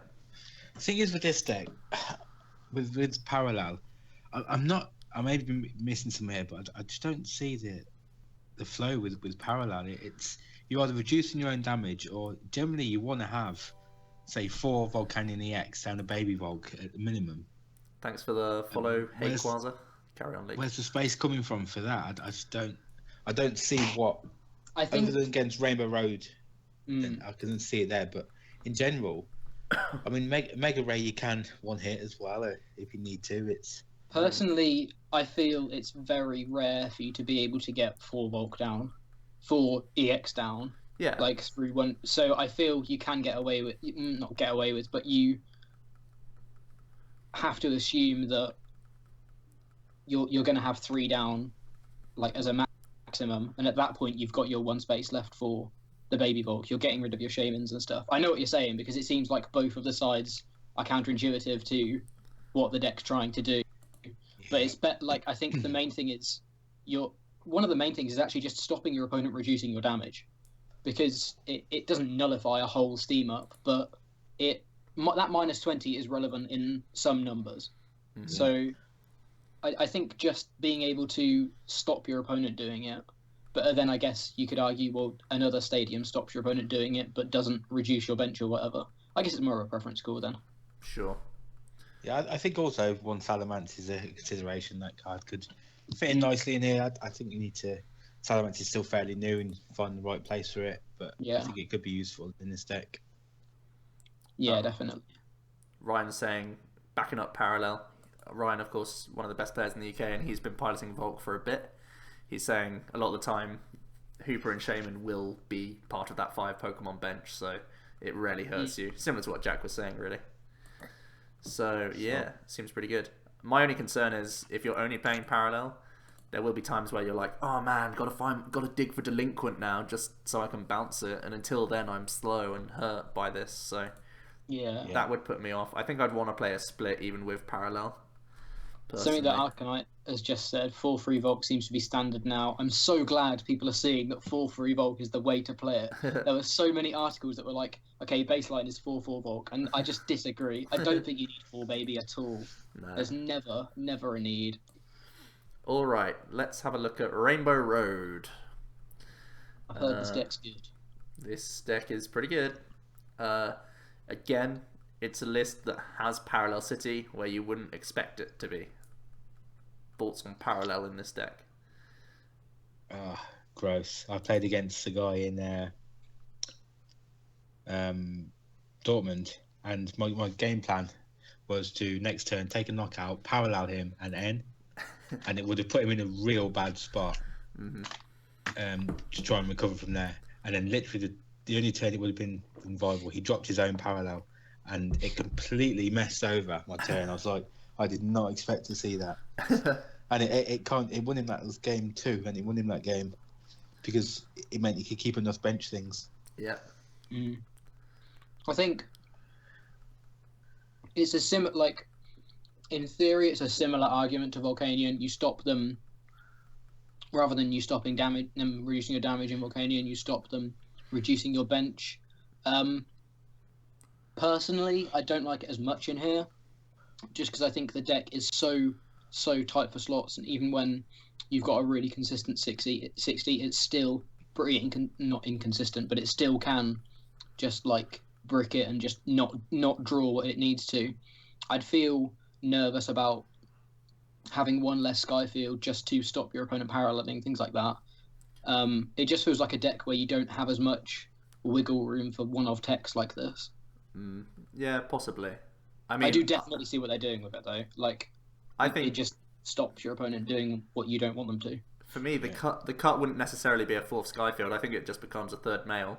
Like, I think it's just one consistency card you're cutting. I don't know how oftentimes it will save you. I think a lot of the time it does save you, and you don't need Skyfield in the game the whole time. You normally want Skyfield turn 1 to go nuts. You don't even mind if Skyfield gets bounced as long as it's not Parallel, because the deck. Yeah, true. With Galvantula, you still one-hit KO everything. Galvantula, Volk, and 3 others, you kill everything. Yeah. So you don't need it to be Skyfield every time with the Galvantula build. So maybe it's cool. Some people are questioning maybe it's for Mega Ray. I don't necessarily think it's for a matchup. I think it's what Jack's saying, where Jack and Luke have both been saying, you put it in so they can't. I think that's how it functions. Next up, what do you think? I know I'm going to beat you to it. What do you think of the break? I think it's pretty good. I think the break is such a nice inclusion. Obviously, it flips Plumebox from almost auto loss to very, I'm not going to say very favourable, but very winnable now. Yeah, not an auto loss, which I think is the main thing. Because you take 2 hits at the same time you're KOing whatever's in the way. So that's really good. It's like, it functions similarly to a Fury Belt against things like Dark, because now you've got 170 HP with the resistance, so it still and also it's good against Tina. And it's very good against Tina as well. Yeah, I like it. Yeah, I think that's becoming pretty much staple now. Maybe not staple, but I think it's being considered a lot more. Yeah. So for EX techs, Flygon, Volk, Genesect, are they the top three? Are they better than Umbreon? Or... Well, Volk definitely is. Yeah, Volk, of course, yeah. Flygon, Genesect. I like Flygon. I'm not convinced on Genesect. I think Flygon's the best dragon type. I mean, I've seen both sides of both of the Pokemon that you've just said, like Genesect and Umbreon. I've seen Umbreon win U games, Joe, but I've seen Genesect just being able to stick a tool on it. Denying Lysander's stall and stuff. Like even just sticking something on it before you Sycamore away your hand means that you're not losing a Floatstone or whatever. Yeah. Honestly, I don't know which is. The only thing that scares me a little bit more is the fact that Genesect's weak to fire. Sure. But I can't honestly say I know which one's better just because I don't feel I have enough experience with. At the same time, though, like Volk's weak to water, which is also weak to Volk. So it's like they're always gonna Lysander the Volk first, right? Because that's 60 damage off the board. So that in itself maybe doesn't matter. Yeah, I don't think I could give a solid opinion just because I haven't. I think I like the Genesect. I'm not sure how much I like the Flygon because it's only 2 Floatstones and Olympia, but you don't want to be spending Olympia just to get a Gust. Like you'd rather just Lysander, sure. So because you bought the jumbo one, isn't there? You just don't want it to be good anymore. I've still got it out of a Flygon. I think I might play Genesect Umbreon. Genesect Umbreon because only 2 Floatstone. Even with Genesect, where you can slap the Floatstone onto, I still feel nervous that stuff is going to get stuck there. So I might play Umbreon. I suppose with the break as well, you got answers for what Flygon was doing before. Yeah, sure. So it was sort of gusting things on the bench and like sending them back up that were like Regice or Jolteon, things like that. But now you have an answer already, so maybe it's not as needed. Yeah, okay. Definitely. So beyond that, nothing too crazy. 1 EXP share, no Fury Belt. Obviously, the break acts as the extra HP in this deck, but I think 1 EXP share is pretty solid as well. I like 1 EXP share. Very solid. Okay. Is this the baseline for Rainbow Road then? I think we've all accepted that Galv is really worth playing at the moment. Yeah, I think mixing between non-EX and EX is the perfect. Okay. I mean, I was thinking this matchup in earlier on with this about Galvantula against what's it called? Vileplume box, and most of the time they have 2 Shaman on the bench. Oh yeah. There's 4 prizes because they can't one-shot Galvantula. Nope. So you can literally take 4 prizes with 1 Galvantula against that deck. You have the Galv, the break now. It feels pretty winnable. Yeah. As long as you can draw. Okay. Nice list. I like it. Yeah. Let's move onwards. What have we got? Number 3. The Spicy Greninja with 4 splash energies. Oh boy. Oh boy. So I was testing this against Luke, albeit a very bad matchup. Yeah. This deck does not draw well enough. I don't think this list draws well enough at all. The things he made spaces for, because space is so tight in Greninja. The 1 letter, the 4th stadium instead of 3. I think 3 is pretty typical. And he's got 3 Trainer's Mouse in here instead of more actual ball search cards, right? I think if it's me, I just cut the letter. I cut one of the stadiums. I probably cut a male. I probably stick in like 2 level ball. Go to 4th N, and play Ranger myself because I think Ranger's pretty necessary. Yeah. It's more consistency. I think beyond that, what do we think of the Force Splash itself first? After playing with Splash a bit more over the past few days, I don't think it's needed in a full count. In some cases, I don't even think it's needed in a 3 count. I actually think 2 is probably the right number. Really? Even with a list like this, with no Talonflame? I think potentially 2 is the right number. Oh, I'd be worried about less than 3. I think 4 is too many, but I think 3 is. I think 3 is the sweet spot for me. Mm. Because you do want, like, your duplicates, you get it back, sweet. Your Greninja, you get it back, that's sweet as well. There's a lot of games where you stitch as well. Like, there's a lot of times where you want to stitch, so it doesn't matter that much that you mean, like, slash back to hand. And even when you do, like, you're doing it for the reason of getting damage, so... oh god, the Talonflame debate's happening in the chat. We might have to have it again. For me... Well, I feel better educated after I've played it this week. I feel like I could make a better argument now than I did last week, rather than me saying, I don't know. Okay, shoot then. Go for it.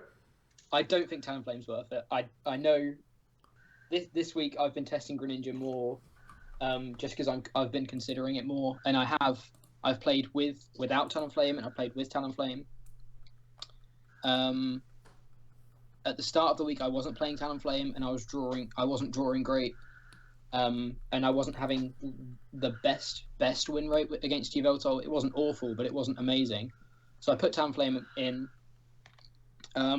Started with it, I think 25% of the time, which is kind of. I think you expect to start with it 25 to 50% of the time. So around where I would expect it 25? You would not expect it to be 25%. I think. Well, no. I guess if you're running 4-4, the numbers wise, it's theoretically 50. But Anyway, that's the maths behind it. I don't think it does enough. I think it does tank that first hit from Yveltal, and whilst I think that is pretty important, I still feel like there's 4 better cards in a Greninja deck. That's fair. I mean, a lot of people are saying Talonflame was great because of the amount of item lock there was at Worlds. That's why Talonflame was the gold standard back then, and that's certainly not the case now. Jack, you're saying that tanking hits. I think that would be one of the arguments I'd make for Talonflame. Mm-hmm. But even then, like, it's only really Volk turn 1 that can get like the steam up KO Froakie, or it's like Yveltal that has to hit Floatstone and Elixir and DC or something like that. So there's only a few times when the tanking works, but those two... I think Yveltal can do it because they can attack turn they can attack turn 2 as well. Yeah, that's true. I guess that's true. So it is like tanking the hit is important, but I think personally, like, so you maybe take out I would say probably like an energy, a supporter, a Froakie. Maybe a Froakie, and then maybe a stadium or whatever. Yeah. I feel maybe 4 counts of those instead, in my opinion at least, is more consistent than a Talonflame. Because the other thing is, if it has tank to hit, if you're using its attack, you're not using duplicates, and at that point, you want to be using duplicates usually. Yeah. Okay. Another card that's not in here, or 2 cards that's not in here: no Wally and no Rare Candy. Worth? Not worth? Not a consistency card, but is it still worth? I think that if you were playing the Talonflame build, then I can understand that. Yeah. Because you can then afford to attack with Talonflame and set up a board presence on the bench with Rare Candies and Wallies and stuff. But without them, I think this build is fine. Just to save you from losing to prizing too many Frogadier, is it still worth the candy? Or I think candy's nice, but you need 2 Froakie to be able to get use out of candy, because I still think you want to be duplicating turn 2, even if you have candy Greninja. Oh, of course. Yeah. So at that point, I feel Candy's more of a late game card than an early game card, and that's why I disagree that. Well, I don't disagree that it's better than in Talonflame, but it's not necessarily Talonflame that makes the card good, because I feel like it's not good until Talonflame isn't doing anything anyway. The thing is, though, right? You have Talonflame active. You have both Froakies. If those Froakies both live, then you can duplicates and candy same turn. So then you're a turn ahead on your break. That's the idea. Because then on turn 3, you can break evolve whilst just evolving Greninjas on the bench. Yeah. That's the argument for it. I guess that's the ideal scenario. I did really enjoy One Candy when I was playing with it yesterday. I'm not gonna lie. I don't know whether it's correct, and I don't know whether it's better than Wally. Okay. And but Faded, outdated. I almost think. Yeah. Not enough. It's the same megas. It's the same as the other list we saw earlier on with 3 Faded. You don't need 4 Faded at the moment. I think there's better stage. I don't think megas are big enough to be able to justify 4 Faded. So we're thinking. I think Rough Seas is the Rough better Seas is the one. right now. Yeah, Rough Seas is probably the one. I'll give the Evital. I think Silent Lab is nice as well. Yeah, to be fair, argument can be made for Silent Lab too. Definitely. Especially when the Giratina promo comes out. Yeah. Silent Lab becomes a lot more important. Very important. Okay, good shout. Right, what have we got next? The top 2 decks. Guess what? It's Yveltal. Mahone's list. He's getting away with 3 elixirs, and it's going to trigger Jack. It's going to annoy me because I played with 3 elixirs so many times the other day, and I missed every single one of them. Gross. I just don't know how you can get away with 3 elixir in a build that only runs 9. Well, I guess it kind of goes hand in hand, but in a build that only runs 9 energy. Yeah. Like running 3. I mean, he has got Oblivion Wing, right? Yeah, true. So slow. Yeah, it is slow. I'm not gonna lie. I'm just trying to back it up. I think the only wacky thing is 3 parallel. 3 is high. Like the amount of Yveltal Mirror that there is, that card is like 2 are guaranteed to be dead. 3 are dead if you don't get it first. So, is it worth? There's no delinquent either, so no delinquent. Maybe go down, to 2 and delinquent. That's 2 and that's delinquent, what I would maybe. argue. Yeah. I do potentially, and it's something that I'm ashamed. I'm quite sad Ben isn't in here. 3 parallel is something that me and Ben have been talking about for about 8 weeks. It always comes back to 3 parallel. I don't know how, but all of our conversation is either that or Farfetch'd. Yeah. And that quad Farfetch'd list that got like 267th or whatever. Oh, Ben's not in the chat today. It makes me sad. I know, but I don't think in this list it's right. Just because, like you say, there's no delinquent. So that means again, if your opponent parallels you before, then you have to rely on them actively getting rid of their own parallel, which in some games they just won't do. Yeah. Yeah, I think someone said in the chat, Prescott02 said, apparently the person who played this said that if he was to play the deck again, he would cut the Oblivion Wing and put in the 4th elixir. And I think that's right. Yeah. Yeah, I really agree with that. I think if there's 2 cuts that I make, it's that for elixir, parallel becomes delinquent, and I think I'm pretty happy with that list from there. Yeah. Again, I think this list at that point is just a gold standard starting point. I love the fact that he's got the 3 male and the 3 N as well. He's not playing Super Odd, which I guess is cheeky, but so many Yveltal lists are having to play 2 male, and I'm not comfortable with 2 male. I think Super Odd is super important though. Like me and Logan were talking about this yesterday, and I've just been campaigning with him to put it in his list, by the way. But I'm just saying that he also has 3 male, so that's why it's fine. Yesterday he was like, Jack, guess who told me not to play? I was like, Logan, you need to play Floatstone, because I've had games where you just have to discard 2, go up turn 1, and you just lose the game because of that. Yeah. And he was like, no, well, guess who told me not to play Floatstone? Not to play Super Odd. I was like, I know it was Joe, and I disagree with him. And then now you're obviously saying that you were. I'm not saying that he should not play Super Odd. It's just that I don't like 2 male just as much as I don't like Super Odd.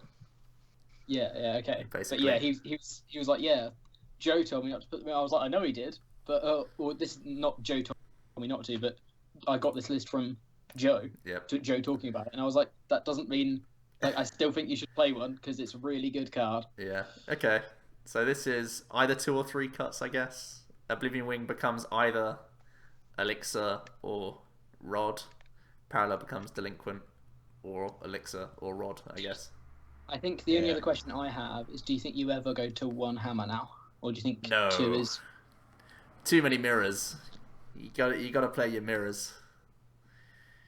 I think 2 is good. But sometimes you want the energy on for big evil balls, don't you? I mean, a lot of the time it's a Y Cyclone fight, I feel. Okay. I've seen people testing and playing more lists with just 1E hammering, and I think they're finding that other stuff is slightly more important, and consistency. I guess the super rod, cut 1 hammer for rod. That's not really. I could definitely see that. But yeah, I do like 3 elixirs are very. I don't think I've ever seen a list that focuses on elixirs. There was only 3 before this, so it's very interesting to see on stream.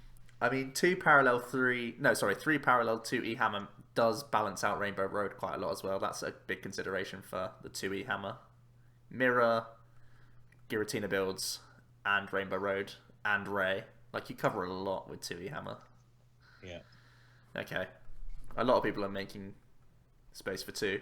And, like, because people are playing 2 Trainers Mail, they're making a statement that they need those E hammers in there.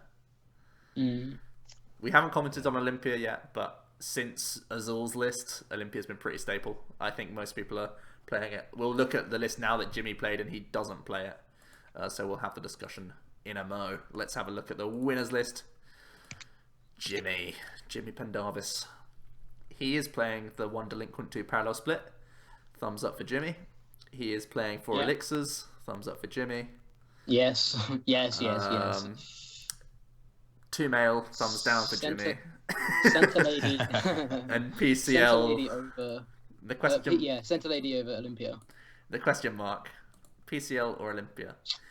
Jimmy said a lot that PCL wins games. Okay, Greninja and Mirror.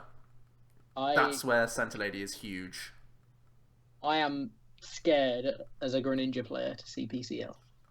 Yes. So I think that is huge. Yeah, I agree. What you're losing, of course, is that switching option. Searchable switch. So. Or not searchable, but reusable. Reusable switch, yeah. And when you're very focused on, well, at least early game, Fright Night, there are some games where you don't really want Garb up even, because Fright Night's so good. Is it a worry being that focused on floats? And another, let me just ask this: do you ever play PCL and Olympia in this list? It's one or the other, right? In my eyes. I think you don't have the space for both. Yeah. I mean, when you're already playing 2 male, so there's no space. Well, yeah. I think at the Olympia is so good. Olympia is so good. But PCL can win games, especially Mirror. And I hear there's a lot of those. So favoured. Oh, that's I a really. I don't like 2 Trainers Mail, but other than that, I quite like this list. Yeah. Mahone did well, but Jimmy did a little bit better.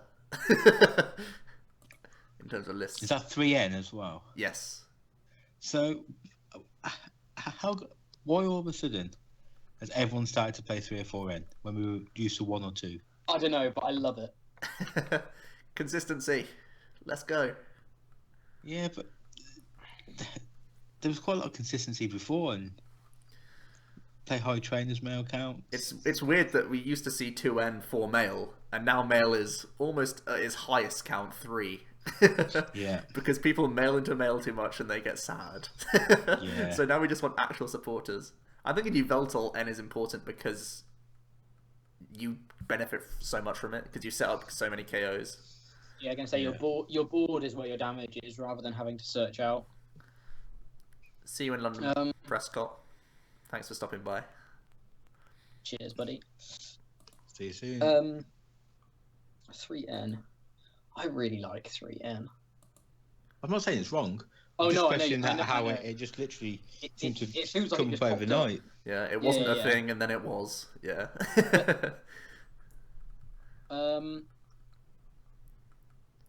I don't know. Maybe it's just one of those big tournament consistency things. Like I feel slightly. I was slightly shocked by it more than anything, just because. Well, I feel it started around Liverpool time. That people started to be a bit more well, throw it in a little bit more. And I think in tournaments like LCs and stuff, you can get away with super low risky counts because it's only 5 rounds, and like in some decks you're not going to hit Garb as much, so you can get away with not running anti-Garb cards, things like this. So I feel it more than anything, it may just be because they're big tournaments. Sorry, Jack, you playing with cards? I'm playing with train tickets. It's triggering me so much. I feel because they're big tournaments, that's why people are going for a third end, just because they want to make their deck more consistent. It was a point made on the stream earlier that just make the consistent deck, do what you're trying to do. And N is a draw supporter for this deck for a good 5 turns. Not 5 maybe, but 4 turns. N draws lots of cards. Whereas, well, even so, with Yveltal, you don't mind ending late game because, like I said, like we're saying, you set up a big Yveltal and both of you to low prizes or low hand sizes, but you've got your Yveltal for the rest of the game. Yeah, you've been Y-Cycloning, you've been Elixiring, you've got the board presence the same or more than your opponent most of the time. So at that point, you don't care about your hand. Yeah. Good point. It's very good at conserving energy. Yep. So good lists, guys. Which of the Quasar says which of the 2 lists is best? I think on paper, surely Jimmy's because it won and it's got PCL. Well, I think Jimmy got more correct calls, right? Yeah. I think Jimmy was more teched for the mirror. I don't know whether it's the list to begin with. I feel like the other list was more of a list too. Actually, I don't know. Somewhere in the middle. Somewhere in the middle is the correct list. Well, what changes do you make then from Jimmy's? Let's say. I think the main changes. Oh no, sorry, not many from Jimmy's. I feel like the main changes that had to go from Mahone's were made in Jimmy's, like the 4th elixir, the Baby Y. the delinquent to, or the parallel to delinquent. Sure. What would I change in here? I think it's either change nothing, or if you prefer Olympia, play Olympia over PCR. Yeah. Would you settle with 2 trainers now then? Yeah, I think you have to. Would you try and squeeze in a third? I don't see a weaker card. No, I don't. Unless E-Hammer becomes less valuable. I was going to say, I think E-Hammer's the only thing that you could argue for not playing it, but... I'll be back in 2 seconds, so I'm going to get a drink. Not a problem. This one is better, mostly because I like it more. Brilliant. That's a good reason. That's a good reason. Right. I've actually not set up my settings to actually do a screen share for the set review. How are we going to do this, Jack? The Sun and Moon set review. So if you open... Do I need to make a new source quickly, just in the background while we chat? Yeah. If you make a new source, open the links in a new tab and just use that as the source. And just have it where Pokemon would be, where PTGO would be. Have it as a monitor capture? Not necessarily a monitor capture, do window capture. Okay. Sorry, guys. We're working on it. Hold on. We weren't ready for the new scans. Right, I need to add. What am I doing? Window capture. By the way, guys, whilst Joe's doing that, do you like the changes we've made to the stream? I feel like we would love your guys' feedback as to whether you like where the chat is, where the recent donators and all of that kind of stuff is. If you feel like it should be in a different sort of arrangement, please let us know. But we'd love your feedback on how it all looks now. And I actually have had a couple of people asking me about this donation thing. There's actually a donation link down at the bottom. It's the big red OmniPoke logo. If you click that, it will take you to a page. It's not at all compulsory, but feel free to donate. We do appreciate all of your donations. And as you can see, donating guarantees you a best of 3 match on PTCGO. And if you win, we'll even throw in a free PTCGO booster pack for you. So there is a little bit of incentive as to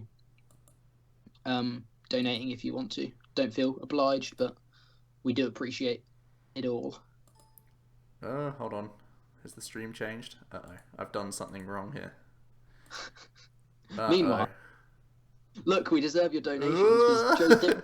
This is so bad. Hold on. I need to delete this. Remove. You guys are rocking it. Thank you very much, Pokedex. Okay, hold on. I'll try that again. Okay. We're doing it. We're adding a window capture. We're calling it Pokemon Scans.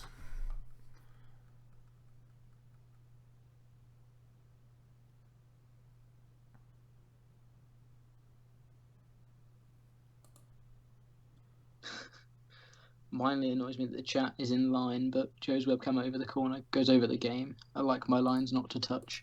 Yeah, unfortunately, that's one of the only things that we have struggled getting. Like the webcam is, I feel like the most awkward thing to place, just because there's no. I think I mean obviously I can make myself smaller. It's not a problem. I can even it up now if you want. But yeah, your guys' feedback is. Oh my god, I tried to stop those saves. Oh my goodness. Remove that straight away. A massive black box. Right, I can make myself smaller. Ah, there we go. I can't do it properly because our chat thing only it like stops there. I guess I should put it back for now. But we can change that for next stream. Is that corner like it's a part of the room that's useless? Like you're seeing a wire, great, but it doesn't cover any important PTCGO stuff, so it's not a huge problem. But well, I'll fix that for next stream. Jack, I can't do this. God damn it. I'm trying so hard. Place your face over the game's avatar. That's a genius idea. This is hard to do. I should have planned ahead. If you make yourself smaller, I have a hard time looking deep into your eyes.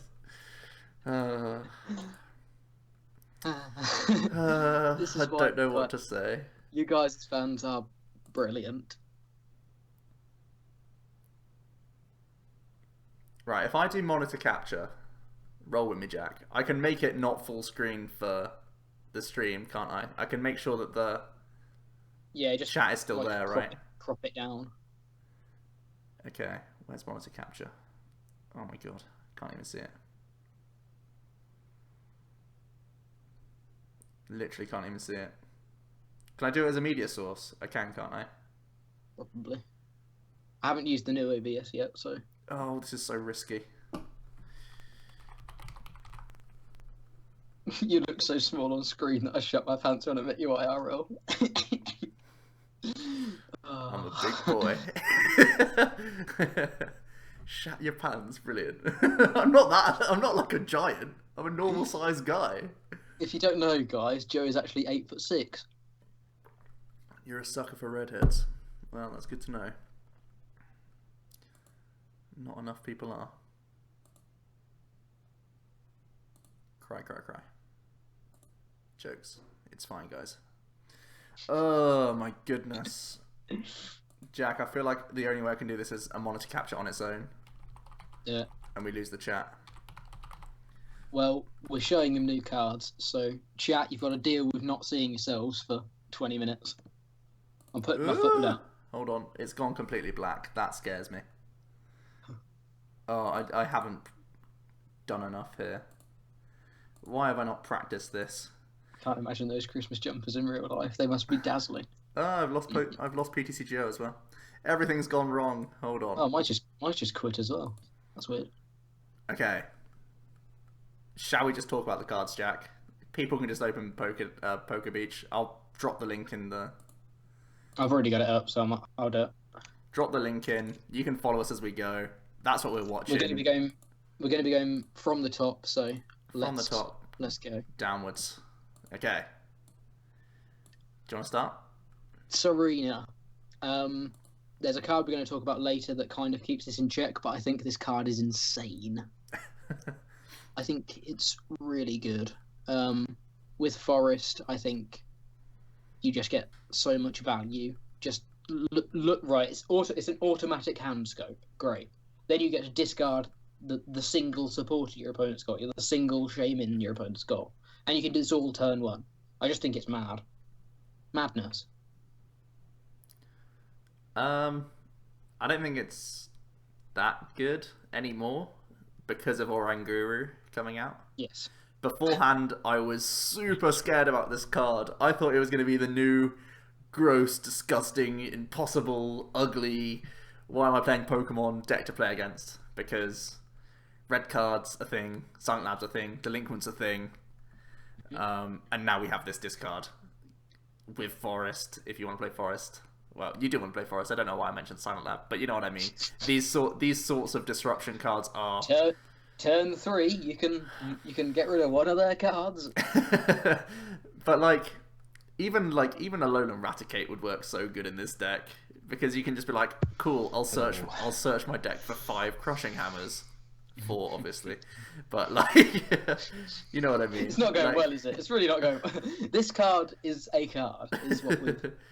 This card is really good. Luke, we just started the set review. I've not been able to get it on the stream, but follow us. Follow here. Poker Beach. What card are we up to? The first card. To Serena. Or something. Yeah. What do you reckon? Any good? When your hands fall, when you Pokemon, look at your opponent's hand.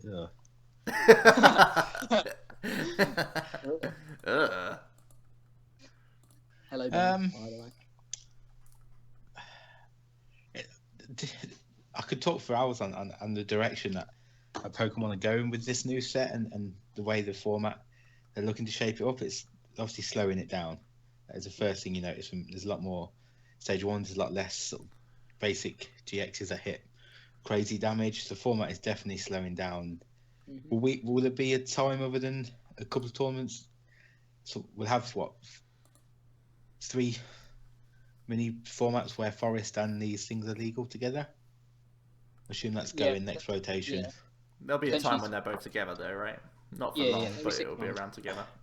The thing is, obviously, Steam Siege is going to be a set that's around for a while. Yeah. With one more rotation, and the more they print cards to slow the format down, the better Volcanion gets, I think. Yeah. So for a while, I don't like grass stuff.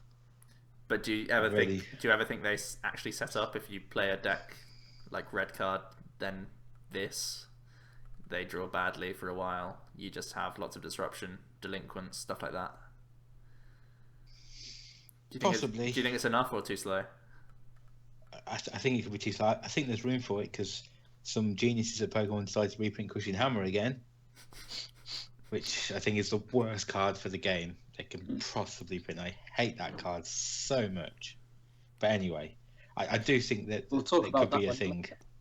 Okay. But again, red card, how long is that going to be around? It was in Generations. In format. Was it in Generations? If it was in Generations, it will be here until the end of the end of time. True. No, until the end of XY. Yeah, it's I think there's maybe space for it, but I mean, you could essentially with Forest, you could get a couple of these red card, a couple of these turn 1, and completely lock you. So Pokedex is making the point that what do you do beyond that? Well, I'm saying something like you could even just play like Decidueye. You're prodding away. You could just play a mill deck. Just mill them. Good old fashioned mill deck. Is that Durant still in format? Durant is still in format. Yeah. There you go. So, I think one of the main things, we'll talk about Oranguru later on, but I think one of the main things is it's not going to be insane with Oranguru in format. Yeah, this isn't an archetype of Oranguru. I think before we saw Oranguru, I was worried about this card. I think as weird as it is, I think it's actually quite similar to. You may disagree here, Joe, because I know how much you like Oranguru. But I feel like it's similar to how Karen, quote unquote, completely counters Vespiquen. Well, no one's playing Vespiquen, but no one's playing Karen. So if Vespiquen was good, Karen would be good, and if this is good, Oranguru will be better. We don't know how good Oranguru is going to be. Oranguru will be played. I think it will, but I don't think it will be. It's not like Karen, where a few decks maybe play it, and now Brock's better, so no one does. Oranguru will be played. It's really good. Okay, next. Arcanine, not worth talking about, I don't think. Nothing I'm missing here. It just looks bad, right?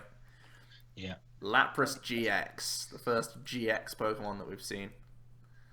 Thoughts? 160 is a horrible number. With Fury Belt not being around for that much longer. Yeah. What?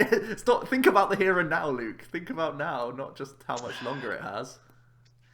Think about the next 6 months, not the next 2 years. Saying that it's got 190 HP, which we've seen is pretty good. Yeah. Grasp weakness is not hugely relevant. Wow, right now. Lorantis GX does come out in this set as well. Yeah, but it's not bad. You got Ranger as well, so you can reset Blizzard Burn. What do you think about Ice Beam GX? Do I like Oranguru just because I'm ginger? Oranguru is not even like... It doesn't have that part of an orangutan. That's the one bit that it's not. He wasn't saying that. He was just asking if there's a correlation. Deary me. Anyway. It's not a bad attack, but we see... It's a bandage. As we'll come later on, a lot more decks are playing Centre Lady, which can negate this. You've also got that new item, which is sort of a mini Centre Lady. Yeah. People aren't going to play that card though, right? Depends how the format. Yeah, the format. At the moment, you play Centre Lady over it, of course, but if the format does slow down in the future, then it's not a bad card. Okay. There's a lot of status conditions. I'm actually really excited about Lapras. I think people are sleeping on it a little bit. I think this could almost be a revival of the Aquabox archetype. I think you've got Manaphy as well. You've got Manaphy, you've got Rough Seas. Blizzard Burn is better than whatever. It was better than Grenade Hammer in terms of its output. Mm-hmm. We're all saying that Volcanian's going to stay around. Easy matchup, right? The paralysis can be good. It means you lead into a Blizzard Burn for a 2-shot on other GXs, even the stage 2s. Blizzard Burn, sorry. So I actually quite... I mean, it forces a PCL, right? It's got a nice first attack as well. Collect. Yeah, and the first attack is sick. Turn 1, draw 3 cards. Sweet.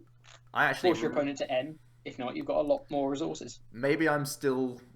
I mean, just because people are going to be trying out these stage 2 decks and stuff like that, and I just think we already know Aquabox is super good and consistent, and now we just have draw 3 cards on top of that as an early game. Sure, this is going to be consistent. It's going to do what it does. Yeah. It doesn't have the Quaking Punch aspect, which was obviously a huge part, but that was only for turns like 2, 3, and then when you N and Quaking Punch to hope they don't have the answers. Now we just have a better attack, so I think this is really promising. To be fair, it has got potential.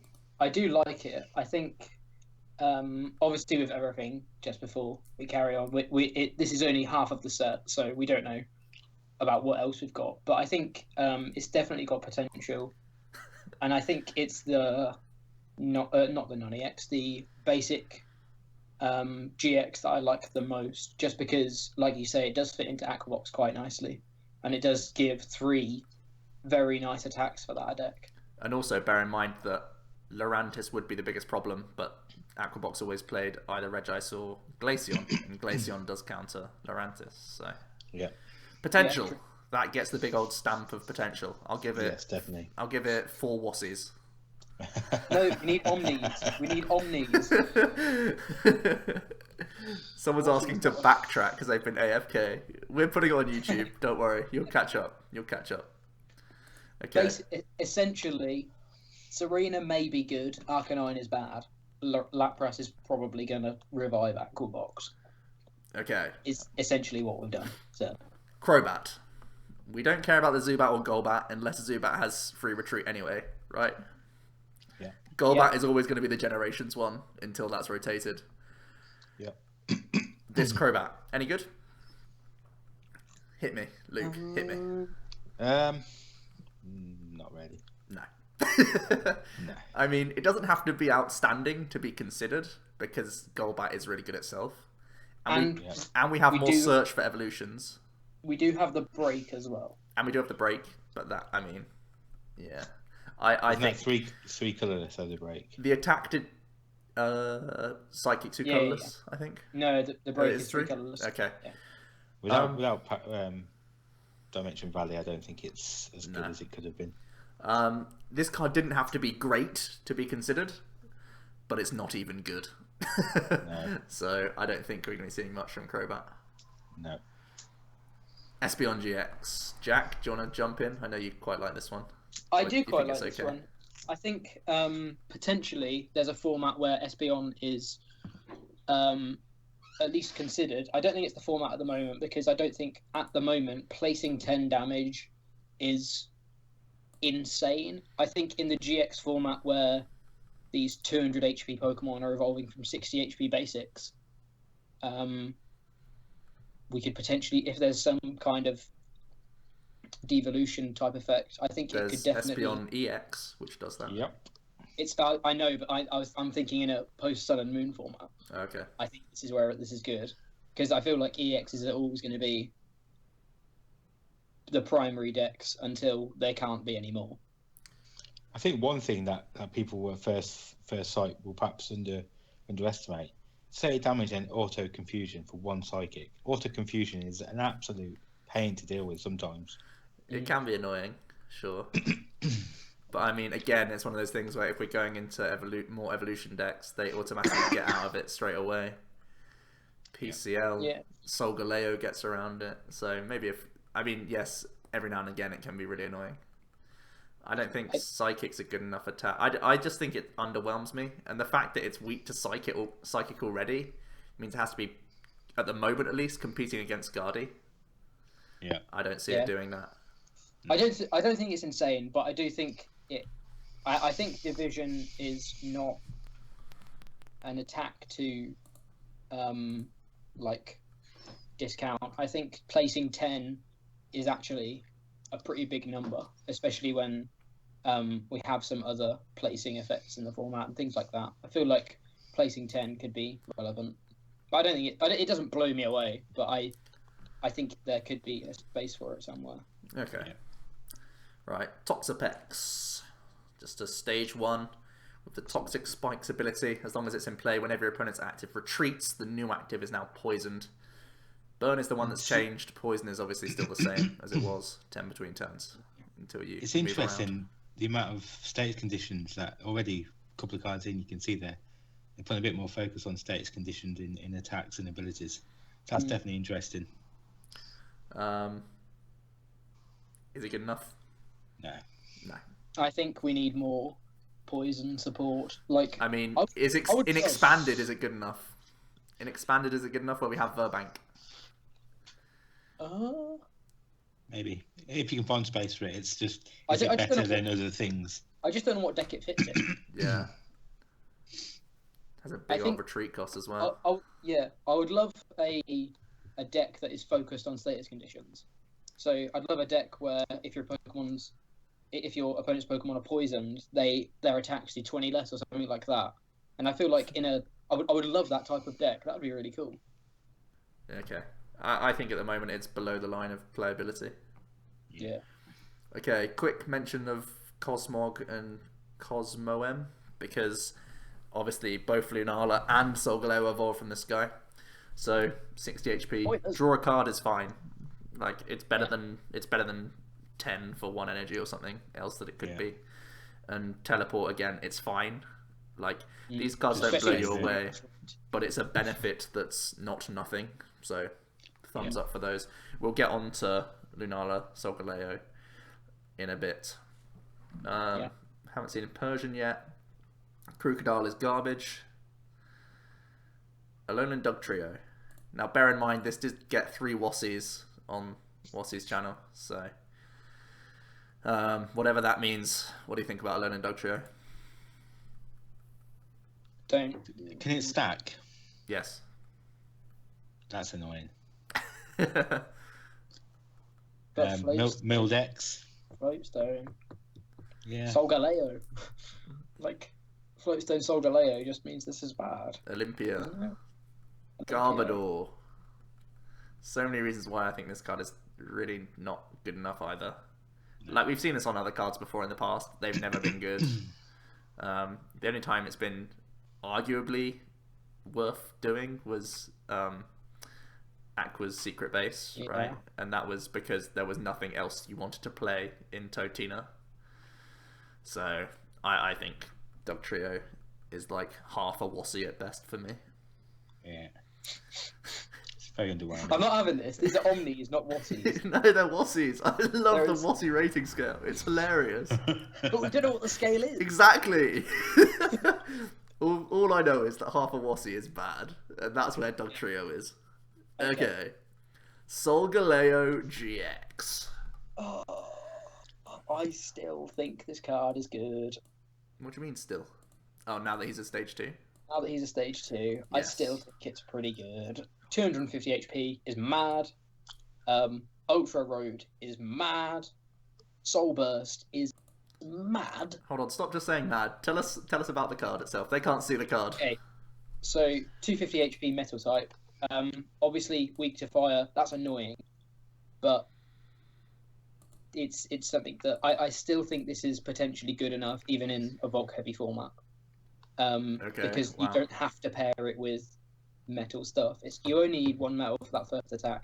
And something that I think we'll see play is Solgaleo Lunala as an archetype, potentially. Solgaleo Lunala attackers. Getting soul bursting your energy on, moving it around with Lunala, and then just having big Mm-hmm. threats. Ultra Road being Keldio's ability, I think is really nice. It's not Keldio's. It's better. It's just better, Switch. Oh, It's better than Keldeo. okay. It's really Even good ability. Okay, yeah, even better than I thought. I've really missed Keldeo this format over the past little while, so... Yes. This means you don't have to play Switch cards, as long as you can somehow deal with a Garb. Yeah. Yeah. So his regular attacks still strike. 230 damage is big damage, especially it's a pretty good number. Okay, it doesn't hit Solgaleo. I think it's anything that's not a stage 2 GX. Yeah. Yeah. So that's a large proportion of the format. Mm-hmm. And then you can just move it all back on the turn after with Lunala and do it again. Yep. Do you think ever Quad Solgaleo is a deck where you turn 1 Soulburst GX and that amount of energy plus just continued turn attachments is enough to stun steal 3 times and win?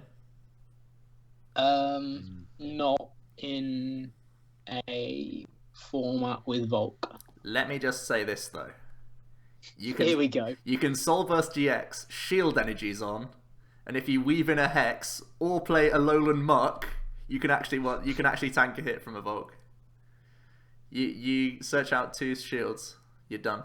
Just safe. 270. Get that Alolan Muck down. Why are you playing Alolan Muck? Play Silent Lab. They can bounce it. Counted, yeah, They it can bounce counter that. They bounce that all day. Play both. Why?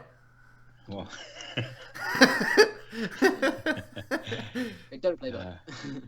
it's cool. I think it's got potential. Alolan Muck is so good with Solgaleo because you need your switch.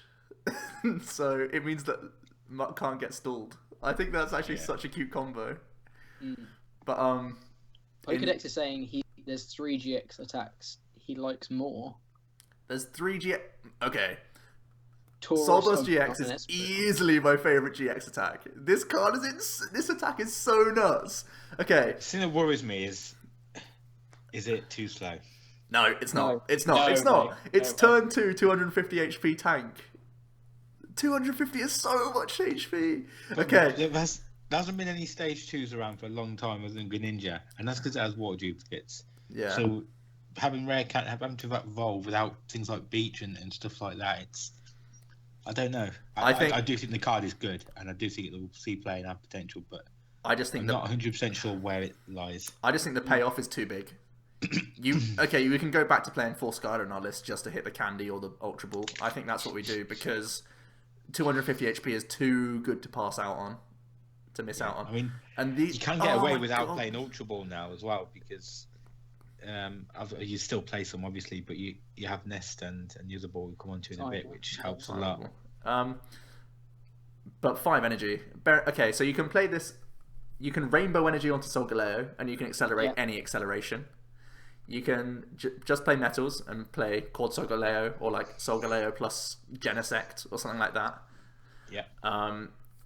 Or you can just play 3 or 4 metals in something like For example, Giratina, because that plays DCE and Double Dragon that you can pull out. So you can pull out technically 10 energy if they're all DCE double colourless. So, gross. Turn to 12 energy on the board. What? Yeah, not bad. And you got elixirs as well. It's crazy. It's crazy good attack. I I can't love believe this people. card. I think this is all the acceleration you need. This gets you through a game. You can even Sunsteel Strike 3 times after a GX attack because you just have your manual attachments on top of that to get you to 9. It gets you 9 by the time you can do your 3 attacks. There is no EXs other than Wailord either that's surviving Nope. this attack. Nope. And who cares if... Okay, you tank a hit, you discard all your energy, you Ultra Road, switch into your next one. Chill. Completely chill. I think Solgaleo is so good. So good. I'm really hyped up this card. Favorite GX? Or... Yes, favorite GX. Okay. I'm so close to it being my favorite, but there's one later on. I think this is my favorite. I think it's a lot of work, but I think it's my favorite. And we'll talk It's about. one that I cannot wait to play this card. We'll talk about Lunala as well in a moment in terms of putting them both together. We mentioned it last week on stream, the sort of Guardy Gallade combo. When we get to Lunala, we'll come back to Solgaleo and why they combo so nicely. Yeah, let's move on because I think we spent a lot of time on this, and it is a very good card. He's worth it. Okay. Yeah. Ribombe, trash. This is where we so make many up for people lost saying time. Hello in the chat. Hang on. Complexity Card Gaming, hello. Rules, hello. Okay, they're just talking about weather. Okay. Anyway, What carry have we missed out on? I was ranting. My bad. Okay, let's make up for lost time. Ribombe, not good enough. The heal isn't strong enough. Just play a potion. Kangaskhan, weak as well. Worse than Farfetch'd? Question mark? Probably. Answer. Okay. Cheers. Stoutland. How looked at Stoutland? Worth any conversation or Is not? the person with these cards either got baby hands or are they big cards? They're big I've cards. noticed that. Baby hands. Beetle hands. Come on. It's been a while. It's been a few hours. I don't think Stoutland's worth discussing. The reduction of 50 is fine, but you're only doing 50 yourself. Okay. Which is sucks. The next GX on the list, Donald EX. What do we think of Gumshoe's GX? It's okay. Looking at your opponent's hand is actually really nice once a turn. Yes. It gives you information, it helps you to plan, you know what to expect. My question for you is, do you think it's ever played for the ability? In a deck you've perhaps got a lot of space, then maybe, because it still is a colourless Pokemon, so you can have it in any deck, essentially. 3 colourless for 100, not bad, not great, just sort of meh. The Gumchance GX attack for 1 colourless, basically you can manufacture it so at one point you take 2 prizes with that attack. Yeah. Basically, if your opponent's got a large amount of energy on or things like that, but it's not bad. I don't know if it's great, but it's not bad. Yeah, I think not bad is the correct evaluation to put it. The weirdest thing is I've been trying to fit this in decks a lot. One of the things I've actually landed on is a Vespiquen build where you play like Vespi, Yanmega, and you play like a 1/1/2/2 Gumshoes because you're adding in Pokemon anyway. Great news. Especially if you're playing a Yanmega build, you're going to be affecting their hand a lot with Judge and N. So having that inspect helps a lot. Yeah. And there'll be times when Gumchance, because you're not playing any other GXs in the list, you may as well just have Gumchance as an option for 1 energy. Yeah. I don't see it in much else. I do like its ability, but it's still a big old... Well, not big old. It's a stage 1. I don't think it's enough. There'd be other stage 1 techs that I'm not playing that I'd rather play, like Octillery, for example. I personally don't think it's quite there at the moment. Obviously, again, we haven't seen the whole set, blah-de-blah-de-blah, but I don't think it's quite there at the moment. I think Inspect is obviously, like Luke was saying, being able to plan your turn, not wondering, oh, do I need to end them in case they've got Lysander? Oh, they haven't. Okay, I can Sycamore here. Yeah. It's so nice, but I feel like it doesn't quite do enough to justify a stage 1 in your deck, because that's a fair amount of slots that aren't consistency cards then. Yeah, true. Okay. I think it can reward a skillful player though, because you put that in your deck, you can then plan a little bit more and play to your outs a bit better because you know what to expect from your opponent. So I think it does bring a different dimension of skill that we've not seen in Pokemon before. I like again, it. It's finding the space. I like it. Okay. Yeah. Crushing Hammer reprint. Everyone riot. Sucks. Yeah. Timer Ball. Let's go. What do we think? So it's Dual Ball for an evolution Pokemon. I think now we know Ultra Ball has been reprinted. It makes the card. It devalues the card, I think. But I think in some evolution decks, even just one heads, it's a free search for a Pokemon. I think essentially this can be like a free search for a GX or whatever. I think it's maybe not a high ball count, but it's Greninja's level balls are evolution decks timer balls. Maybe even in Greninja you play this. That's the main deck at the moment where I see it going in. Yeah. Like the 2 Ultra Ball that we just saw in some of the lists, they become 2 timer ball. I feel.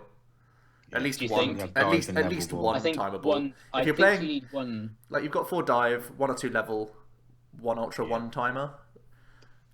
Yeah, that could potentially be nice. Because you flip one head. You get one. Yeah, you get one heads each time you play it. Essentially, in terms of maths. Yeah. Yeah. So obviously, 25% you're very sad. 50% of the time, it's as good or better than Ultra Ball because you don't have to discard. But the only thing is you can't get a basic, so it's slightly reduced. Only 25% it's strictly better than Ultra Ball. But that 25% in Greninja is a lot. It can be, even on turn 2... Double break is so nice. Yeah, it's double break on those turns, it's double Greninja on those turns, and it's frogged it into Greninja. So, like, for Greninja, it's a solid one-off. It's hard to say that, like, it's great, but as a one-off in one deck. I'm not sure. It will see some play, but not massive play. I'm not sure that it sees play in other evolution decks too much. I think people are harping back to Dual Ball. I've just seen Dual Ball in here. One of the comments. The difference between Dual Ball saw play in aggressive style decks. I think Luke's disappeared, by the way. Okay, hopefully Luke will come back. But Dual Ball saw play in the aggressive decks, where you already have lots of Ball Search cards. Dual Ball goes on top of it to keep finding stuff. So you didn't mind if you just got the 1 heads. Timer Ball sort of needs to get the 2 heads to be better than Ultra Ball. So oftentimes it won't make the slot in normal decks, but maybe one in Greninja. Anything else? Yeah. Jeff? I think He's back. I think in general, it's more than anything, I think it's just nice that they realise we want evolution decks and they're providing us support with them. I think that it's less about the card and more about the philosophy of the card. But I almost think you could make this a flip free. Really? I think you can make this a flip free comfortably. And then it's like, then they're pushing evolution archetype. Right now they're not. But that's such a huge card. Such a huge trainer card. 3 Pokemon. So it's 3 Pokemon for 1 trainer. Not 100% of the time, is it, Jack? It's not. It's very rarely. Oh. I feel that would be borderline. 12.5% of the time, you get 3. In the format I can see this going, I feel that would be an insane card. But mind you, if the format's very evolution heavy, then and that's the case, everything plays 4 of them, so maybe it's not. Yeah. We want to push the evolution archetype. If that's actually what they're trying to do, make it a bit free. Make it worth our while. Do you not think this does it enough, though? No. Okay. Because I don't see myself playing in a lot of the evolution decks right now, in more than a 1 count at all. Okay. Right, Repel. Yeah. What situation do you want to play this over, Rope? The only times I think is obviously when you have 1 attacker set up and it's in your active. But do you I don't waste a think slot for that situation? A slot for that, no, I don't think so either. No. Rotom decks. Greninja. Count your prize cards, shuffle them in the deck, draw the same amount of cards, play them face down as your new prizes. I don't like it as a card. I mean, you could play it as a 1-of in Greninja if you prize in Frogadiers, but again, you got a chance to prize more anyway, so meh. I feel like this is one of those cards like Rotom from Undaunted or whatever that could be good if we ever get like a mill deck where you need your stuff from your prizes. But like Luke said, there's every possibility you're just going to put the exact same 6 cards down or whatever.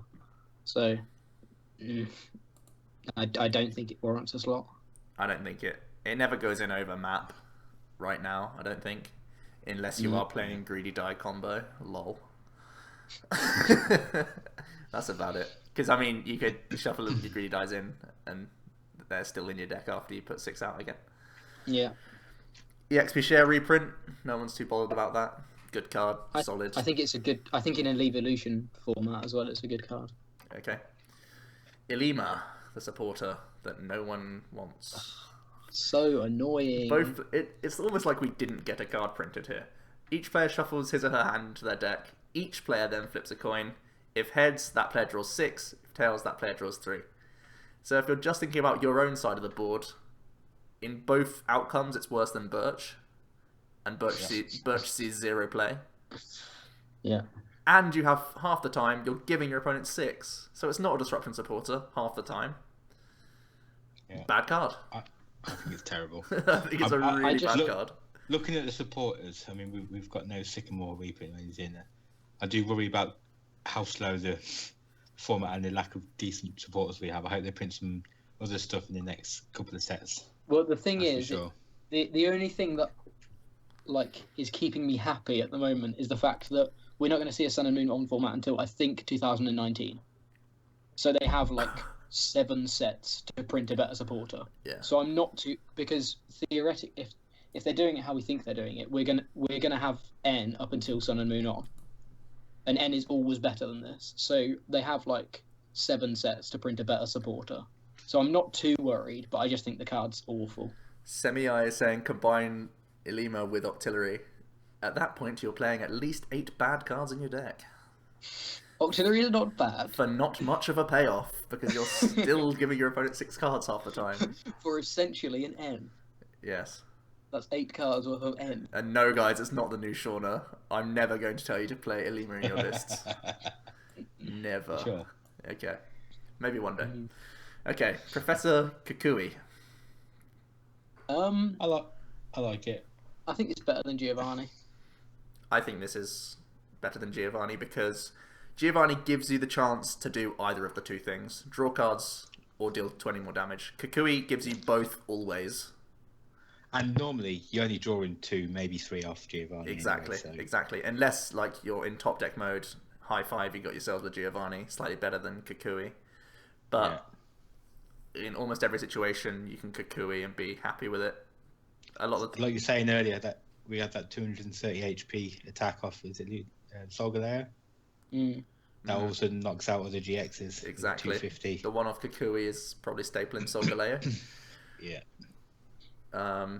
Yeah, never more than a one-off, just like Giovanni has been, unless it's a super needed card, maybe a 2-of maximum.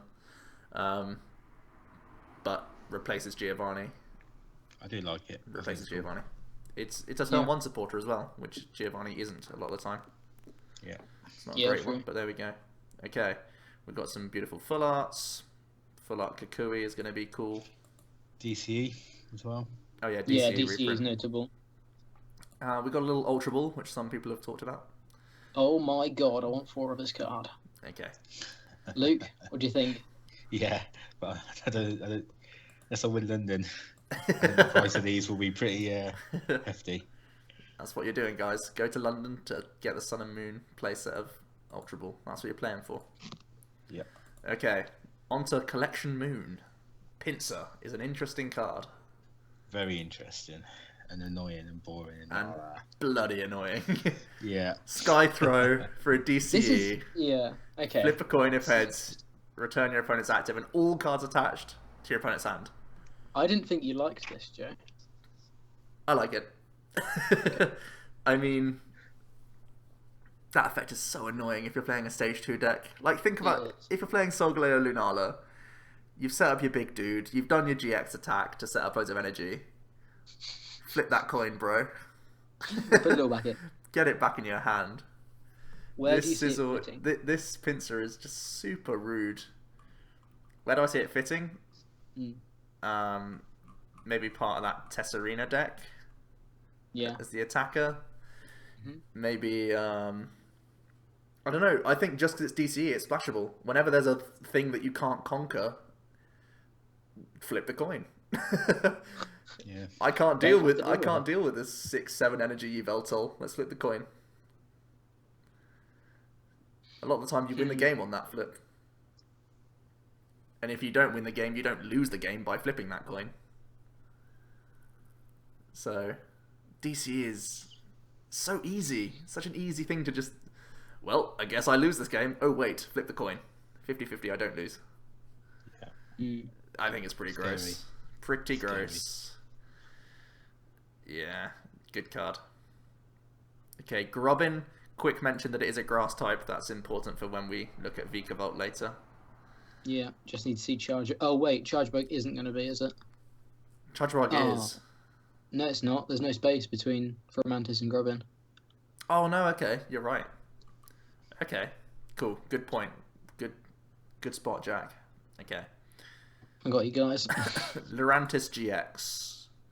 I think this is a only- good card. The only other thing that compares to Solgaleo in my eyes, in terms of Yeah. the top two GXs in format.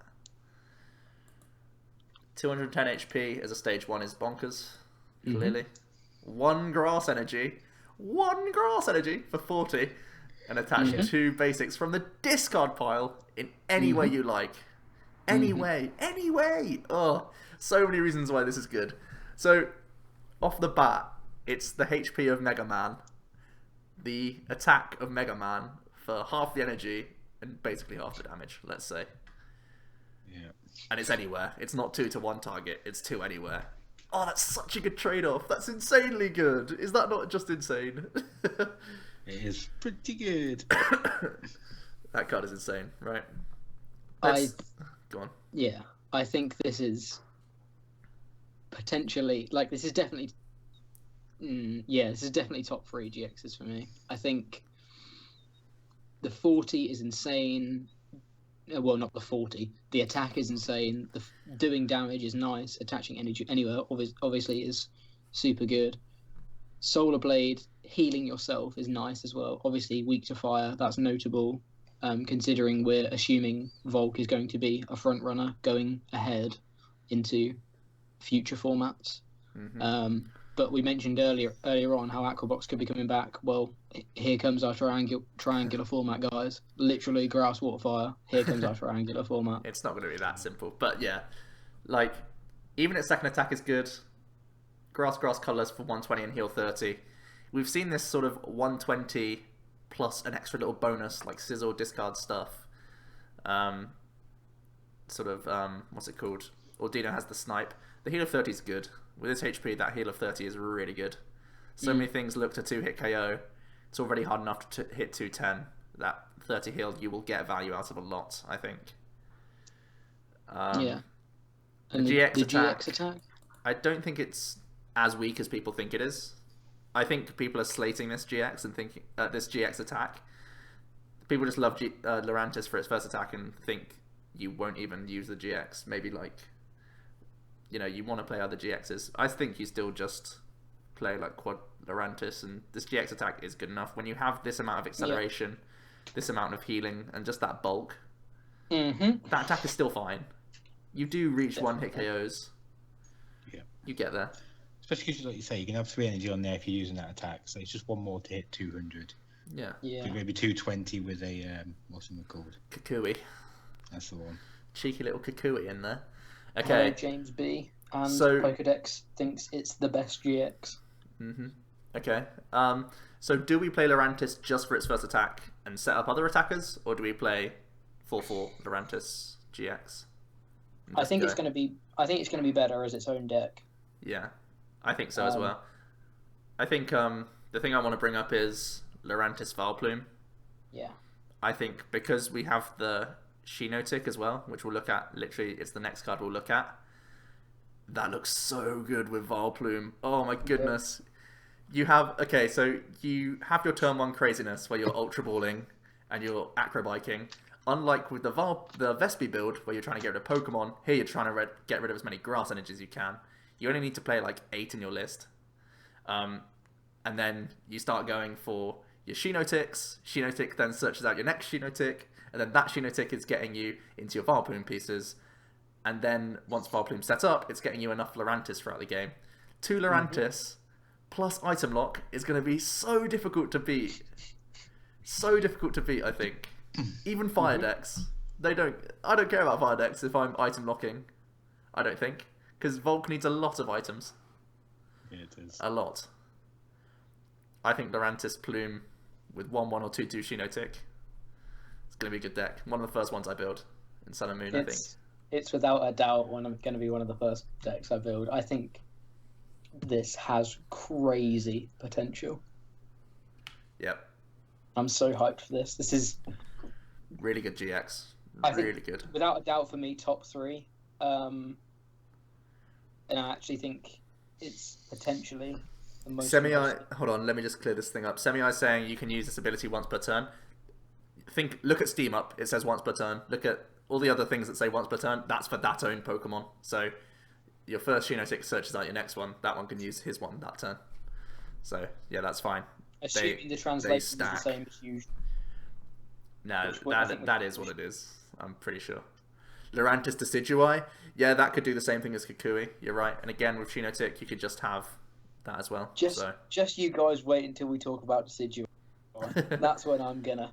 So we've pipe up. We've talked about Shinotic a lot. I'll just clarify what it does. Once during your turn, search your deck for a grass Pokemon, show it to your opponent, put it into your hand. As a stage 1, annoyingly it has 100 HP instead of 90. If it was levelable searchable, it'd be so much better for Plume decks.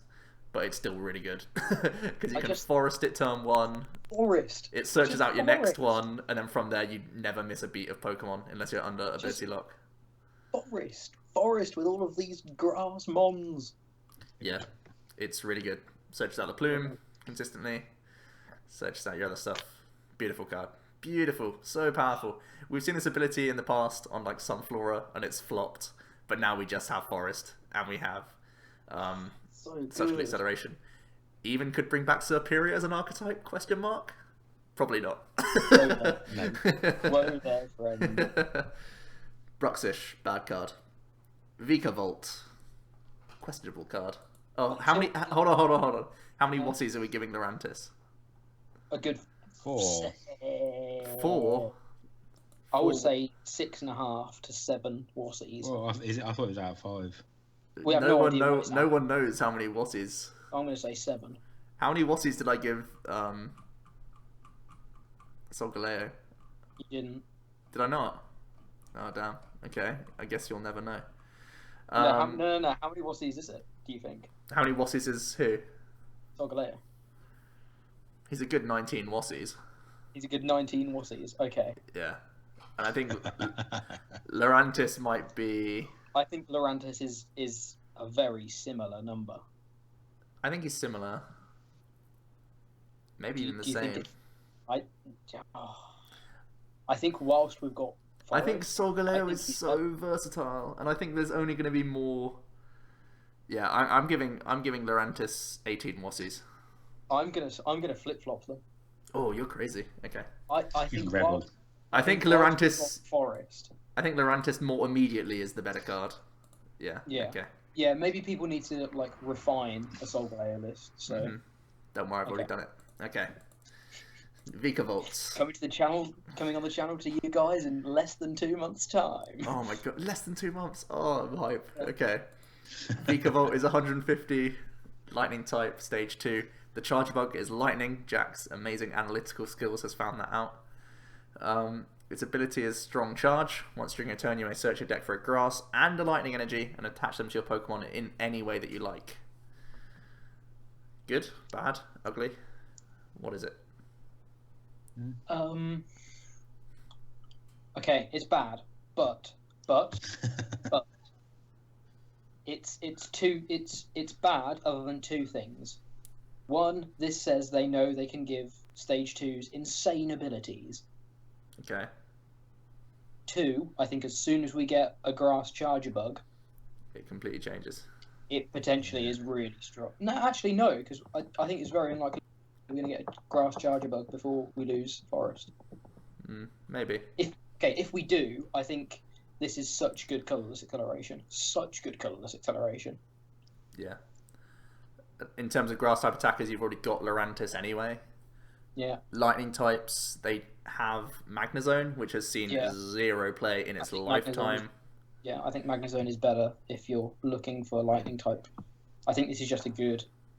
Mind you, at that point, if you're just using it for colourless, maybe it's just better... Oh no, because it's searching in the deck. Searching deck. But I mean, DCs are DCs. I think this card sees very little play, as long as Garb's around. Yeah. Yeah, it's got the potential there.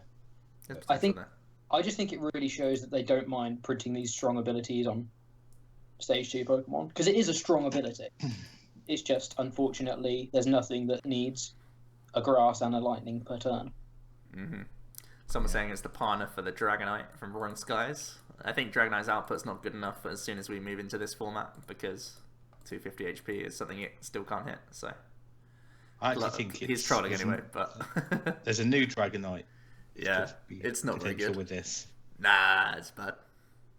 2 Stage 2s for that outcome. Nah, forget it. I haven't seen the new one yet. Okay, don't worry, it's bad.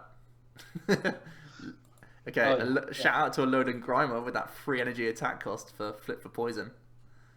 Thumbs up for that. It's not bad. Could be a worse start. Alolan Muck. Let's go. That's quite bad. It's a Stage 1 Silent Lab. Yeah, Stage 1 Silent Lab. Does it see play? Yeah. Does it currently see play even though we still have Garbodor in format? Anywhere? Yes. I think in evolution decks. Yeah. Which evolution decks do you reckon right now that we have can play Muck? Other than Solgaleo, duh. I mean, you'd have to change the way you build it, but it could be teched into a ninja. They're playing Silent Lab anyway. I think you'd have to change the way you build it. You need some float stones because 4 retreat is pretty hefty. I think I think you'd play actual switch cards because then you can technically use 3 breaks in a turn. Yeah. But yeah, something like that. It shuts off the Giratina so that Greninja's still relevant. Yeah. It shuts off the Giratina for Mega decks that don't want to fit the space for Garb. Like, because they don't want the float stones, right? They don't want free floats. They'd rather just play Olympia or something like that. So there'll be niche points to play Muck over Garb in current format, but when Garb goes, Muck almost takes over. This is I'm annoyed it's ability lock, but then it's only it's just so good for evolution decks.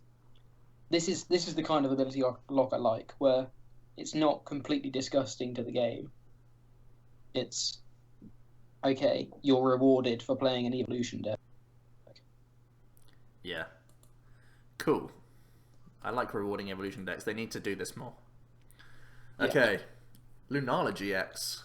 The other big boy. The other potential big boy. Is that my next favorite GX? It might be. Yeah.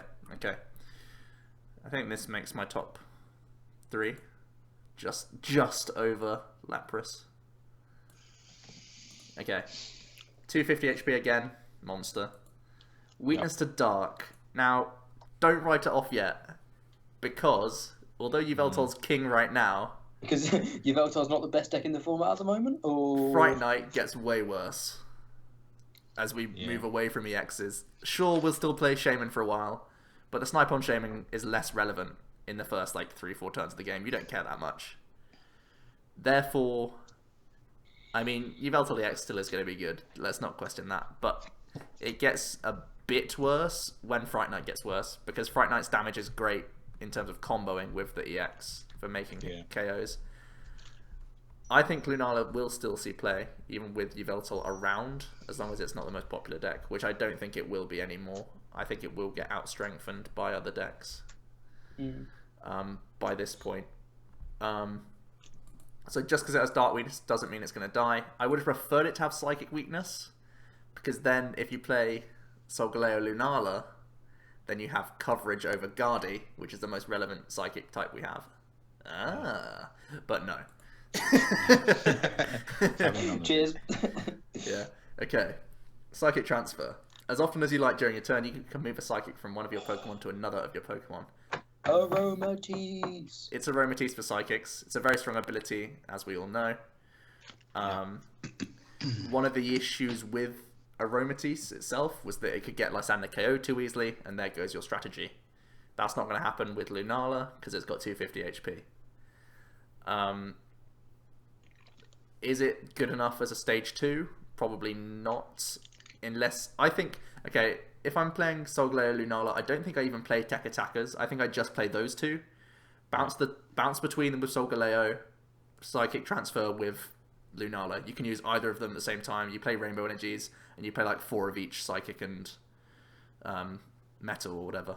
Because then you have 8 outs to get your Solgaleo GX attack and whatever else. And you still have...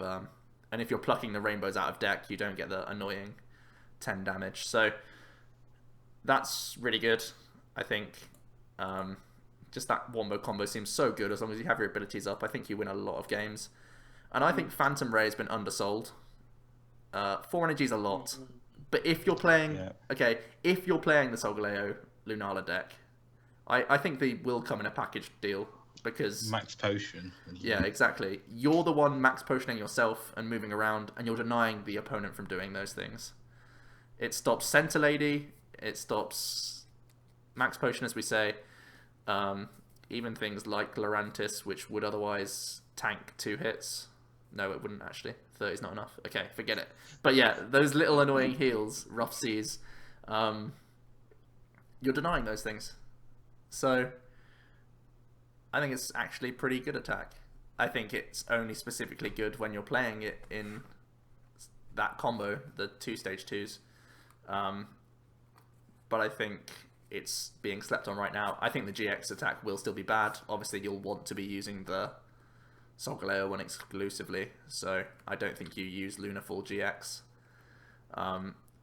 Unless it's a very specific matchup where you can afford to not fill your board of energy. You can go slow and then just Lunafall something. But I think that's going to be rare that you'll do that. But I do think Lunala is going to be good. Right. Anything else? Have I been completely on point or completely off? I think that's fair. I think I agree with most things. I think I need to see a list before I say Phantom Ray's been undersold. Because I think the list is tight and the energy cost is potentially tight. Even with like Solgaleo getting it all on the board, Garb means you need to put 4 onto Lunala. Yeah, they evolve from the same Pokemon Pokedex. Sorry, just quickly saying that. So you play like a 4-2 and then a 2-2 split, like Guardy Gallade. Yeah, that's why I'm liking it a bit more than playing a real 2 stage 2 deck. Yeah. Carry on, Jack. I think I agree. Phantom Ray is a good attack. I think 4 energy is a very, very high cost. Especially with no colorless in there. I think that's what shocks me the most. I think I don't know how much I agree until I see what the list looks like and see whether it can still get around Garb. Because if your opponent has Garb up, that means you can't Psychic Transfer, which means you need to physically put 4 or you need to Soul Burst 4 energy onto this GX, and that feels a bit risky in my opinion. Why though? But it's still a 250 HP tank. You get into the active, you can deal with Garb. You can, from then on, max potion and stuff. I think it's more of a worry that you get hexed. I think Hex is more threatening than a Garb would be. Hex is a thing as well, isn't it? That's one reason why Aromatisse has been fading from popularity. Obviously, it's gone now, but even when it was still in, Hex was denying those sorts of archetypes, just heal and hide. I mean, heal and move, heal and move. That strategy sort of faded away just because a Hex ruins it all. But I think you only need to do it once or twice to be insanely good. I think you need to play 2 max potion, maybe 3. Get it off once in a game and you win, I think. because you've got the finisher from Solgaleo. 230 will finish a game clearly, so you only need to stall for like 1 or 2 turns total to win. So, I think really good combo. Okay. Anyway, Gigalith bad. Let's move on. I think even with the acceleration, fightings have so much effort for not enough payoff. Okay. Yeah. Alolan Raticate. This is a card. This is such an interesting card. This is such a cool mechanic, I think. They've gone crazy with this one. 120 HP Alolan Raticate is double the HP of old Raticate, which is jokes. This thing's fat now. Bear in mind you can only evolve from Alolan Rattata, so we can't use the cool Rattata, unfortunately. Although we've not seen the new one. This one could be cool. It could be cool as well. I doubt it'll be as cool as the other one. But anyway. DCE, Dark Design. Search your deck for a number of cards up to the number of Pokemon on your bench and add them to your hand. Shuffle your deck afterwards. So, potentially, you get to tutor 8 cards if you have Skyfield. That's pick your own Sycamore and another card. And then you get End. Yeah. But what if you don't? Hear me out here. Okay, let's go back to the Tesserina deck. Now you play Tesserina with Raticate. You discard their N. Boom. Then you got the rat. And you win. The dream. The dream. No? Not the dream? I'm not sold. Getting, like... How many cards does this have to be nuts? I think 2 is what Talonflame does, and it already forces an N, right? Yeah. 2 forces an N instantly. So, getting 3, 4, 5, crazy good. As long as it sticks. And if you're playing, like, Hand Disruption, you can make it stick. You can get the dream. I think you can make the dream happen. Yeah, it's not bad. You really don't care, do you? I just think there's... I'm trying so hard to sell it. I feel like I'm going to have to give this a high Wassy scale.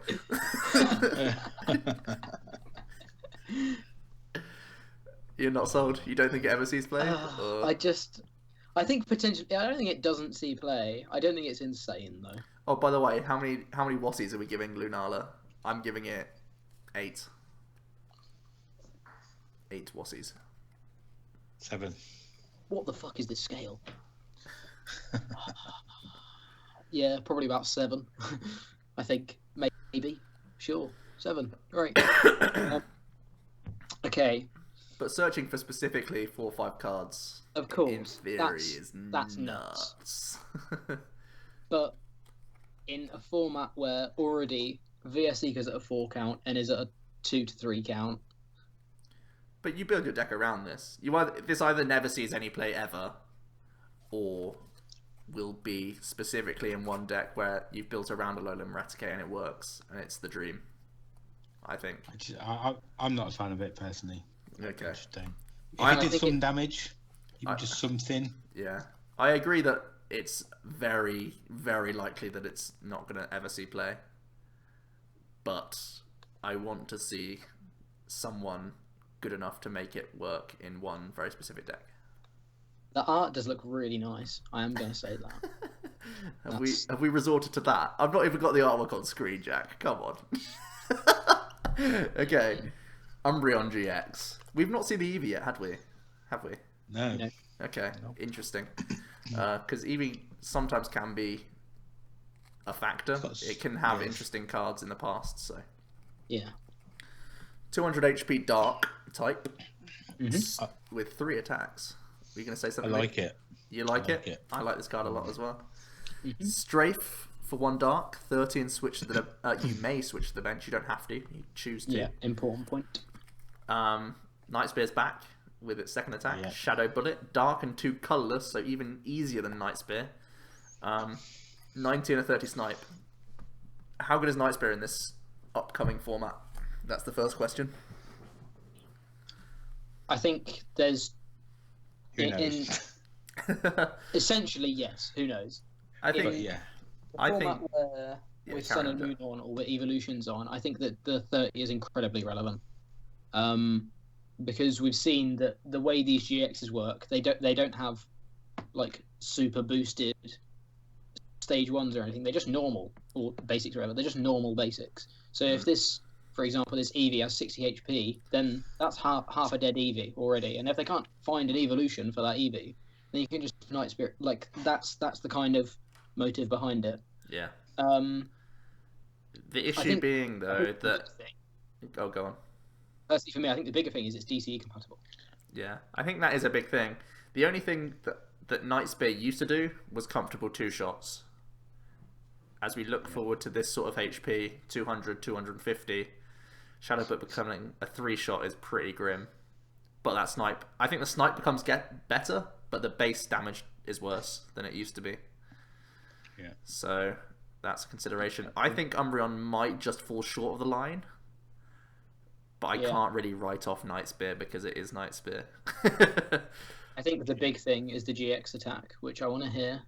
I know Joe's opinion on it. I want to hear Luke's as well. Yeah, Luke, you start, because we and Jack have already spoken about this one. So gay. Good? Or just... I don't know. I'm not a huge fan of... I mean, I think it's strong. I think it's very strong, because it's any energy, anywhere in play. Right. Yeah. So it is strong, but... Only I once don't a like game, cards though, like right? this. It's only once a game, so I don't think you can really build a deck around it. No, but it can just literally, you play some E-hammers or cushion hammers, you can wipe their whole board clear in one turn. Yeah, you can. If they've got 4 energy on, you can clear it all in one turn, and then you just then have momentum. Mm-hmm. Which is super annoying. Is it better than just doing damage, though, a lot of the time? Wasting an attack, using an attack to only get rid of 2 energy, rather than attacking and, you know, carrying on with the race, damaging their, you know, attackers or whatever else, or just doing anything else. Do you not think? I personally think this is the weakest GX attack. I don't like it. Alongside Gumshoes, I think this is the weakest one we have. Yeah. I think Gumshoes is better than it. Well, Gumshoes is pretty...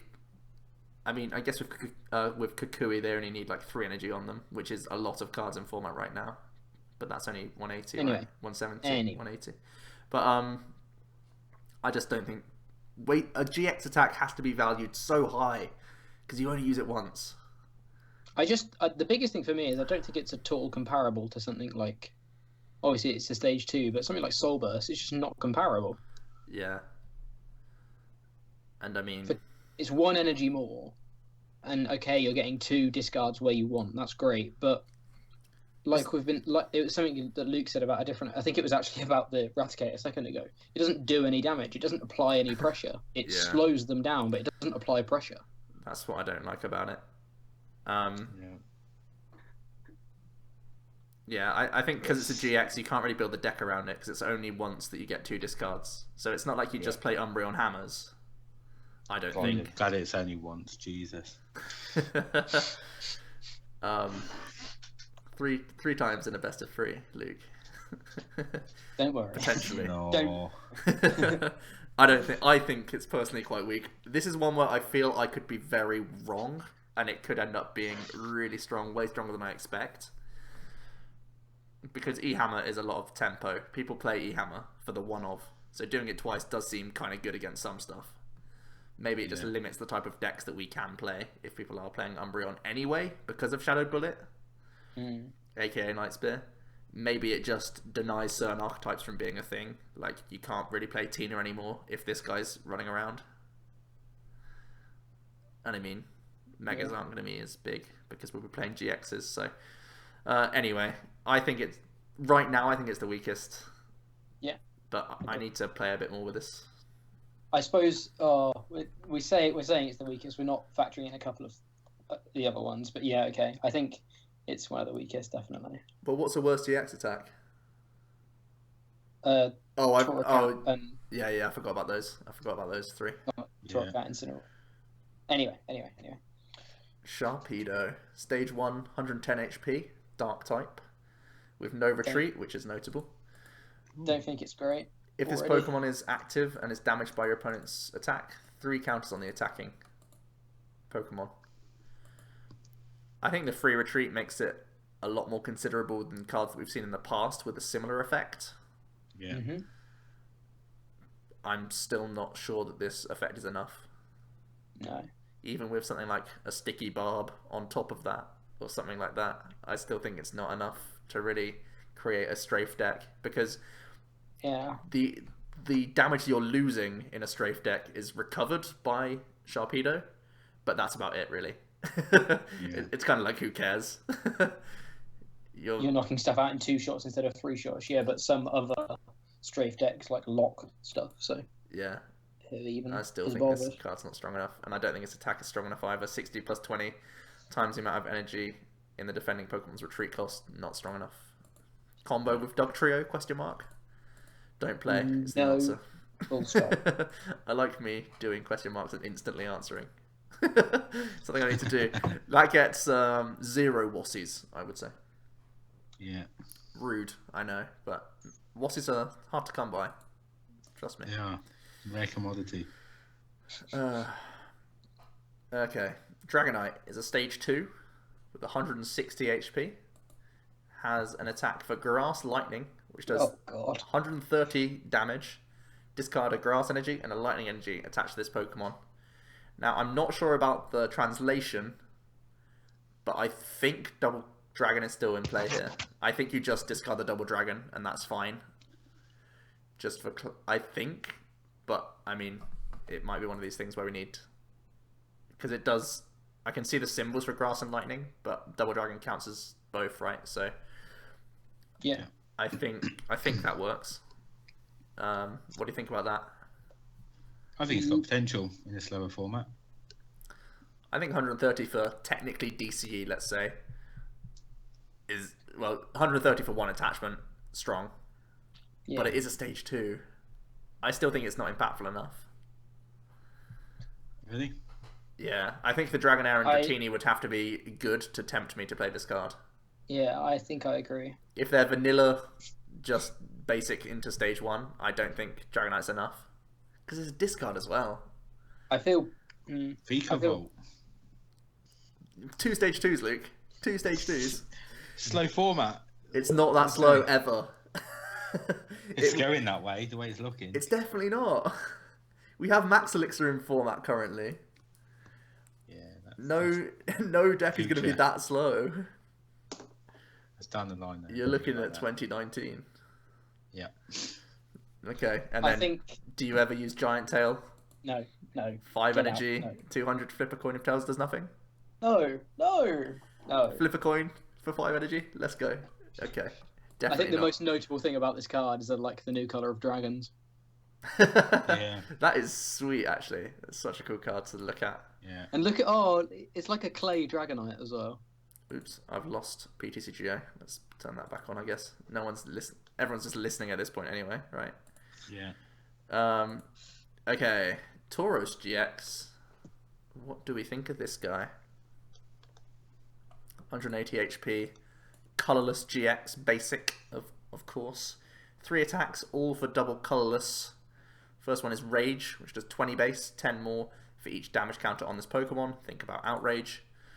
Horn Attack, just a DC for 60, vanilla.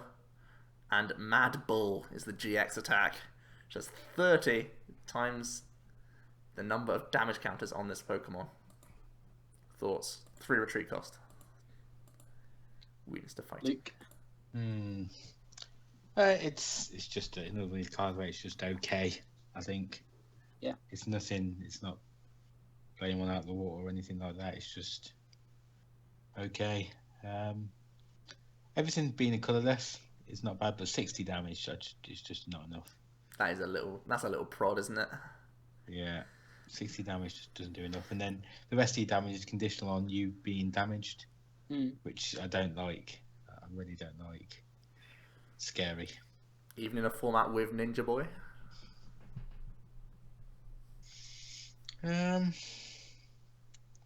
Maybe. Maybe it's a cool one-off in text that you play DC to. I think that's exactly As a finisher. where Tauros comes in. I think Tauros is exactly that, Luke. I think it's a Ninja Boy. You're already playing DCE. I don't have any other GX attackers. One Tauros. Yeah. And that wins me games because people can't play around it a lot of the time. With Fury Belted EX Pokemon and just big basics, just a Ninja Boy. You're always a Ninja Boy away from losing with Tauros in the deck, I think.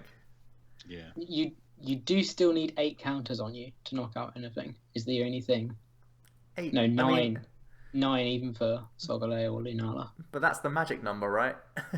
People need to be hitting at least that for 2 shots.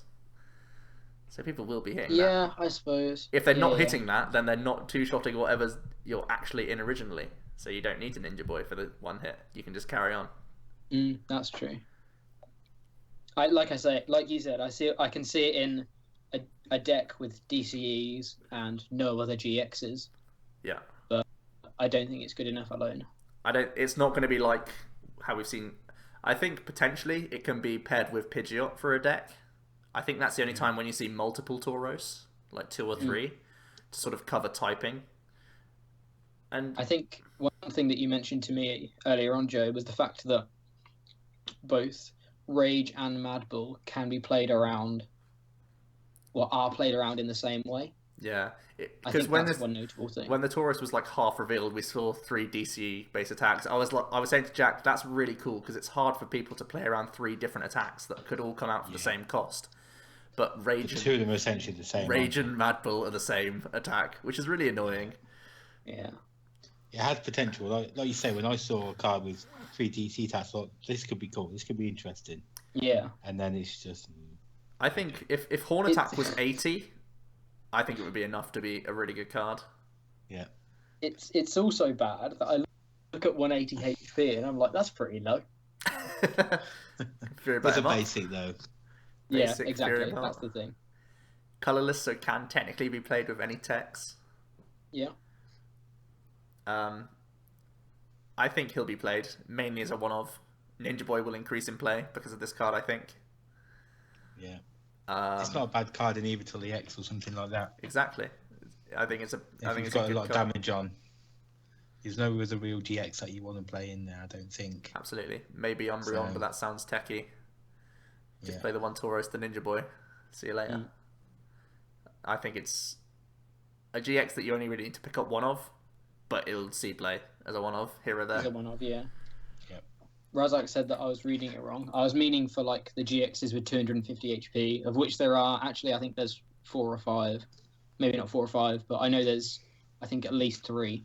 Incineroar, Primarina, Lunala, Solgaleo. Okay, so there's 4. I think it's 4. They might be 240, but 9.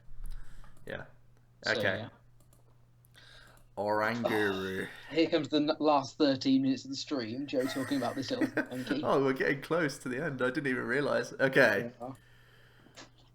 Okay. I love Oranguru. I think this card is insanely good. I never noticed. Oh my goodness. Harambe. All day. Stream all day. Me and Luke have been receiving messages. Guys. Quad Harambe. Quad Harambe is going to Okay, let me slow down first. Let me read the card. 120 HP, colourless, basic. Already, thumbs up for me. Ability is called Lead. You can use the ability once during a turn, draw cards from your deck until you have 3 cards in your hand. So, already, this card is, for any aggro deck, I think it's a one-of, straight away. Because it's end-proofing from a basic, which is not Octillery. It's 1 slot instead of 4 slots. So, I think that is very good. Very, very good for end-proofing / delinquent protection. Worth the one-off slot in any aggro deck, I would say. Yeah, delinquent protection is actually really nice. People perhaps don't realise how effective that can be, so I do like that. Like that a lot, and even just in general, there will be times when you get a sneaky card here or there just by going down a low hand size. You can build your deck around it to play insta-play stuff, so you'll pick up extra 1s and 2 cards here or there. 3 is low. Don't think of it like Octillery or even like Bicycle, because 3 is a low count. It's really for the late game orientation where you protect yourself, which is good enough for aggressive decks. Then you look at his attack on top of that. For 3 colourless energy, so play it in anything. 60 damage, doesn't sound great, but 20 more times the number of energy attached to your opponent's active. We've seen a lot of cards today that have 2 or 3 attack costs, so that's more or less 100 or 120. 2-shotting as a single tech card that you're already playing. Now you can elixir onto it if there's nothing else to put onto. You've got DC as a backup. It's a solid attacker, even. I think this card is really good. Really, I think right on the line of just above balanced, where it sees a lot of play everywhere, I think. Yeah. I think it's really good as that one-off tech in aggressive decks. I'm going to go a step further, though. Oh, boy. I knew this was coming. Quad Harambe. It's already in the chat. Where you play Heavy Elixir, DCE, just Nest Ball, lots of speed cards, lots of insta-play 1-drops, EXP share, sure, whatever you want, Fury Belt. You're doing constant 120s, at least, I would say. Or, you know, constant 2 shots, let's say, 100 or 120. And at the same time, you have lead, so that you're super consistent with this deck, because the more Orangurus you have in play, you can use each one each turn. So you throw your hand down, Oranguru back up to 3, throw a couple more cards down, back up to 3. So I think you can easily make a speed deck with Quad Oranguru. I don't think its damage is powerful enough to maybe be its own deck, sadly. But I think I could see a speed deck with 4 Orangurus and another attacker in there. Yeah. So, pick up Oranguru. He's sick. Anything else? I probably haven't missed anything because I've spoken to death about it. Yeah, I think you've spoken about literally everything. I don't think it's going to be busted, but I think it's very good. It's a common one-of, right? Like, I can even see it in Aquabox as a common one-of. My new Aquabox. Oh, yeah. The only thing that... How often do you have less than 3 cards? Is the only thing I think. I don't think it matters that it's not often. I think it's at the point of the game that you need it most. That's what's important. I think it's when you're down to 1 or 2 prizes. That's when you need those cards. Yeah. To claw yourself to the finish line. So I think it's not one of these things that I need to search as turn 2 for this extra consistency card I can get here or there. I think it's, I want this by the time I've taken 4 prizes on my board for cards. Yeah. Very good. Okay. Retrieval gets a reprint for the millionth time. Big Malasada, which I've never heard of before, but it seems to be... They're in the game, dude. God. It's like a donut, is it? Pretty much. It looks like a weird donut thing. I don't know. Heal 20. It's a small center lady, essentially. Yeah, heal 20, remove a special condition as a trainer. I don't think it's strong enough, to be honest. If I want to remove special conditions, I'll just play Switch because it's more versatile. If I want to heal, I'll play better heal cards. Or I'll play PCL for right now to do both those things for more. I don't think I don't think this ever sees play. Excuse me, sorry. Maybe in the future. But at the present, no, I don't think it's a see any play. It's a dessert. Yep. Oh, it's from Portugal. I did not know that. Okay. Nest Ball. This is a good card. Search your deck for a basic Pokemon, put it onto your bench, shuffle your deck afterward. I think this is a solid card. Yeah, I really like this card, especially in like this evolution format that we've been talking about. I think it's super solid. Do you think it's good in evolution format? I'm thinking it's pretty decent so. now. I think in stuff like Yveltal, where you're playing the EX and Fright Knights and Trubbish, you can stick in a Nest Ball quite comfortably right now and be chill. Yeah, probably. Just one, but I mean, it doesn't get Shaman, right? That's the only thing it doesn't grab that you want. But if you've got 4 Ultra Ball, then who the hell cares? I can see it becoming that extra one-off slot if you need Bull Search in basic decks. Nice card. I'm not sure how good it is in the evolution decks because it's not versatile enough. I think it just gets stuff on the bench. Like, yeah, that's it true. means you don't have to like fan club or bridge it or whatever for your turn 1 that's supporter. True. But we do have level ball though, at least right now. Level ball probably outclasses this in like small basic decks, right? I think maybe. I think it's just one that you've just got to test out. It's an extra option to the collection, and options are always good. Yeah. There'll be times when this is pretty handy. Switch gets the reprint again. I think this is one of the worst artworks we've seen of Switch. I don't like it. So. Dude. Where's the Pokemon? I wanted to see a Poplio getting switched in or something. For an Oranguru. Just 2 Orangurus switching. That's all I want to see.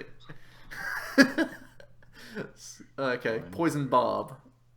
Me and Joe pretty much predicted this card word for word. Yep. When this Pokemon is attached to your active Pokemon and is damaged by your opponent's attack, the attacking Pokemon is now poisoned.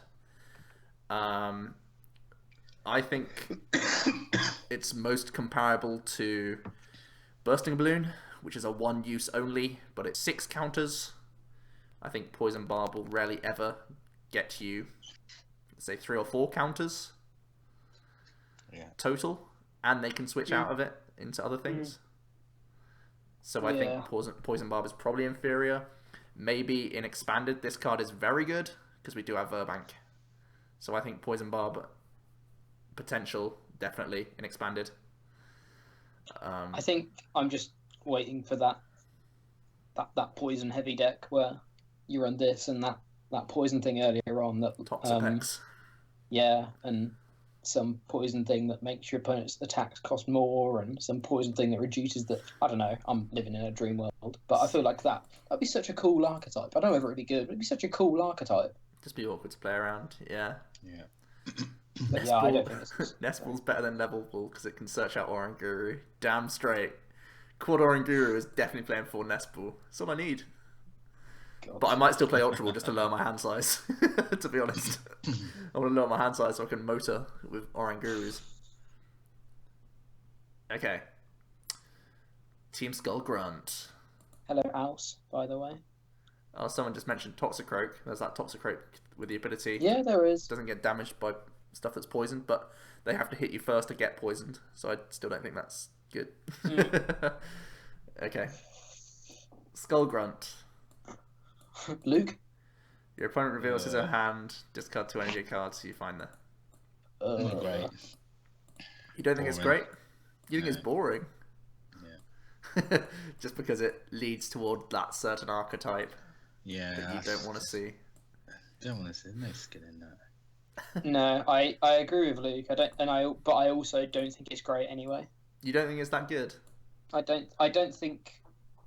I think it's a lot to use your supporter for the turn to potentially do nothing. Okay. I mean, we have Gumshoes, right? We have Gumshoes for this. We have. Maybe you play it in a Gumshoes deck. I think there's actually a handful of spots where you want to play this card. Maybe I'm saying no just because I don't want it to be a card. Yeah. I don't like it. It's in hand. You never know if you can.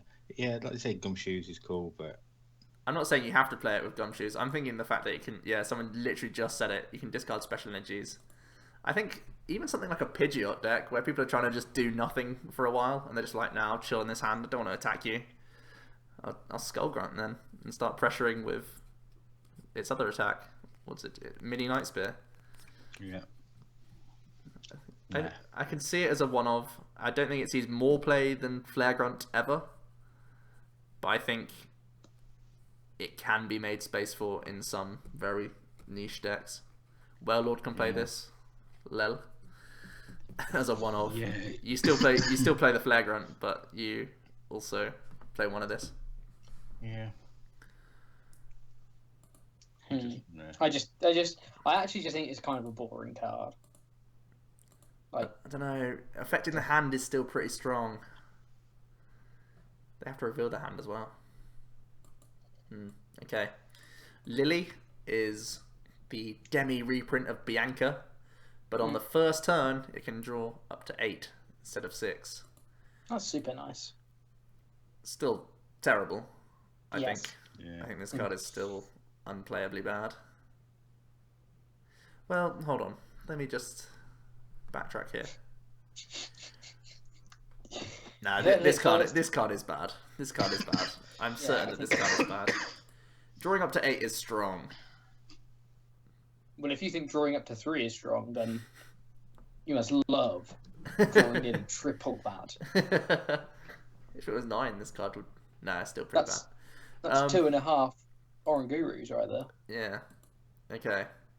Yeah, Lily won't see much play, if any. Yeah. Rainbow Again, gets the reprint.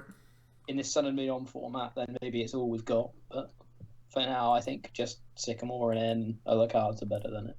Okay. Then we got some beautiful full arts and hyper arts, or whatever the hell they're called. Secret Rare Psychic Energy. Secret Rare Psychic Energy, the only energy in the set, which probably means that we'll be getting 1 energy per set. I think we'll get metal in this set as well. You think we get metal as well? Oh, for the Solgaleo Lunala? Yep. Yeah. That kind of makes sense. Okay, and then we're on to the little starter decks. Mm-hmm. Decidueye GX. It is midnight, by the way, guys. I'm happy to carry on. We got to finish the set now, right? It's only a few cards. There's literally like 5 notable cards left. Okay, cool. Okay. Okay. We'll try and be quick. Decidueye GX. 240 HP, ability Feather Arrow. You can use its power once per turn. Choose one of your opponent's opponent's Pokemon. Put 2 counters on it. That's the first thing to talk about. Jack, do you want to go? I think with Forest in format, that's just super strong. Forest and that little mushroom thing. Yeah, and the little mushroom thing. I think this definitely has potential. I don't think it's better than Lurantis. I think it's different to Lurantis. I think saying it's not better is wrong, because I think it serves a different sort of meta game. But I think just being like from turn 1, being able to place 2 per turn is so nice. Yeah, and obviously stackable. Yeah, and then it's stackable, so multiple. Like I suppose you could theoretically get an 8 drop on turn 1, but theoretically, it's probably not going to be happening. But anyway, I feel like I think this is actually quite a strong GX. I think it's a very strong GX. I actually really like its a GX attack as well. Hollow Hunt puts 3 cards from your discard pile into your hand. Now, 1 grass energy. I think people are not going to get how strong this actually is. In terms of resource management and out-resourcing your opponent, I think this is really strong. I think this... like, you could just play, like, annoying one-offs that then you can spam. I feel like this kind of ability serves well as, like, a grindy type deck as well. Yeah, and this feels grindy because it has unlimited value as long as you're still in the game. Yeah, and Hollow Hunt just helps with that kind of grindy mechanic. You get back 3 more cards for your opponent that your opponent can't use, things like that. Mm-hmm. I think that's very good. Its actual damaging attack is Grass DCE for 90. Not great, but on a 240 HP Pokemon, it's still not even bad. I think they could definitely be worse. Especially, I think they could definitely be worse. Yeah. Quad Harambe with Decidueye. Let's go. I mean, sure. Why not? Okay. I think Decidueye is good. Forest is good.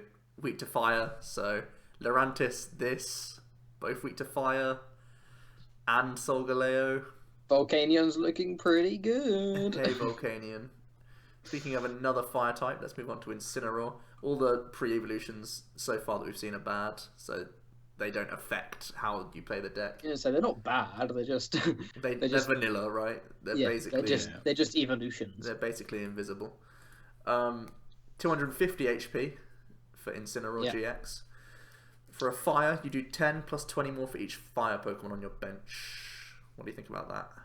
I think that's pretty good.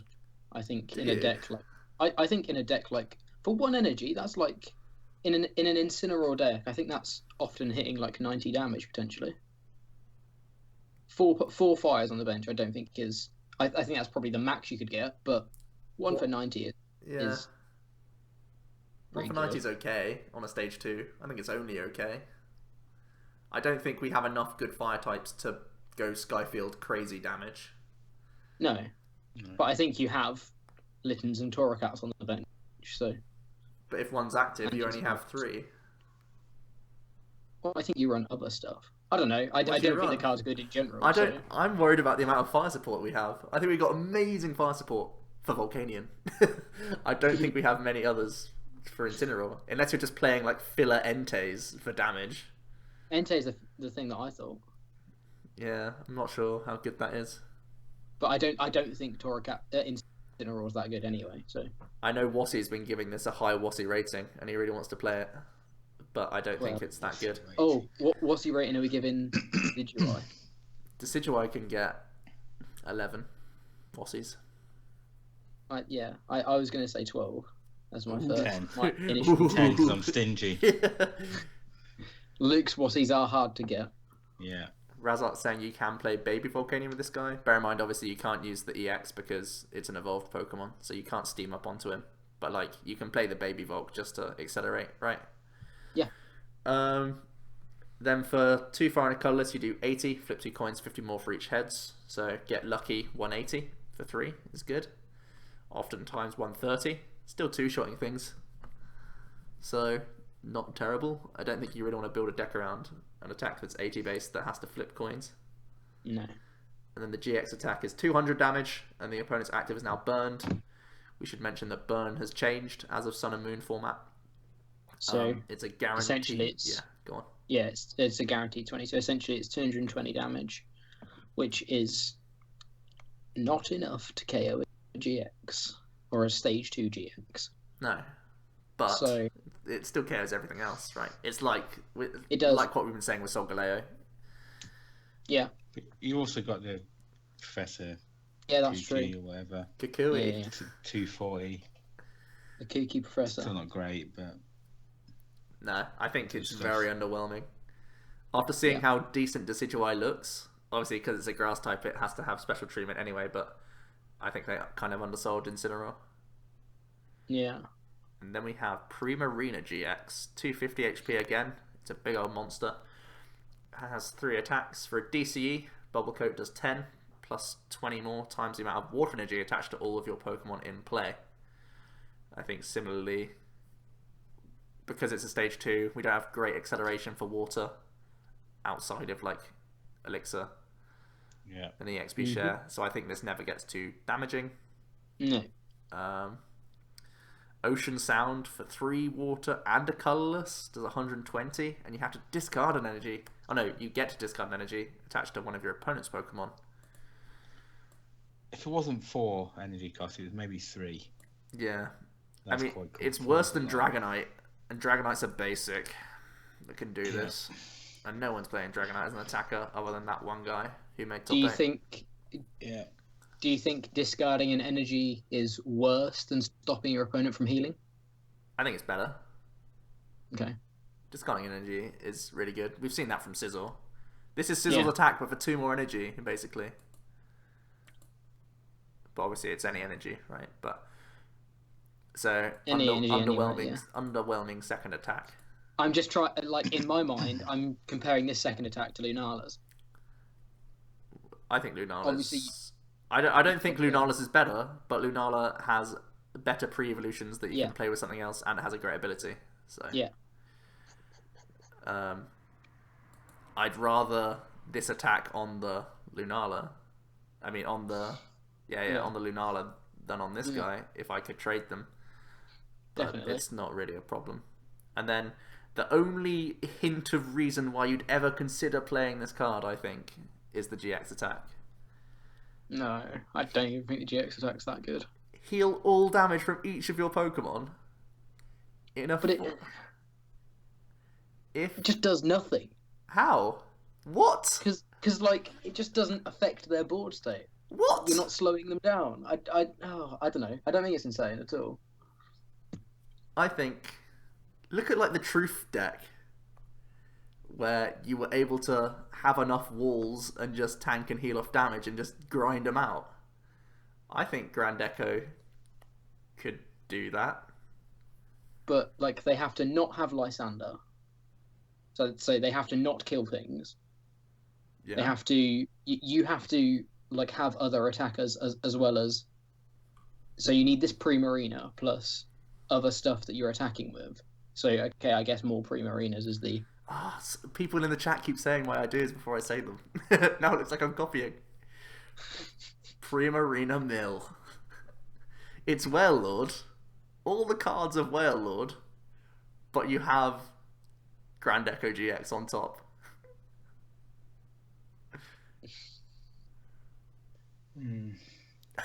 No? No, I don't like it. Okay. Do you still play it in a deck that does have maybe like a Snorlax GX or something where you have a real attacker? Maybe not Snorlax because it's not that good, but an attacker that can tank, move around a couple. I think you only need to have 2 things damaged for this to be value, by the way. 2 things on half-life, I think you heal those. I think that's strong enough. I think as soon as we get damage manipulations, that's when this card becomes insane. Mm-hmm.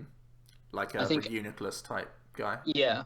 I think at the moment, and I think that could really work in this format, this evolution-based format, because back at the start of, or back when Reuniclus Gothitelle was a good deck. Uniclus is crazy in this format just because of rough seas. You could have any sorts of lightning or water on the bench. You Reuniclus and heal so much. I think. So at that point, you don't even need Grand Echo. No, if we get a damage manipulator like that, we don't even need Grand Echo. But yeah, no, I don't think this is great until we see Reuniclus. At that point, I think potentially it's good, but I still don't think the 2 attacks before it are good enough for it to be a stage 2 that you put in.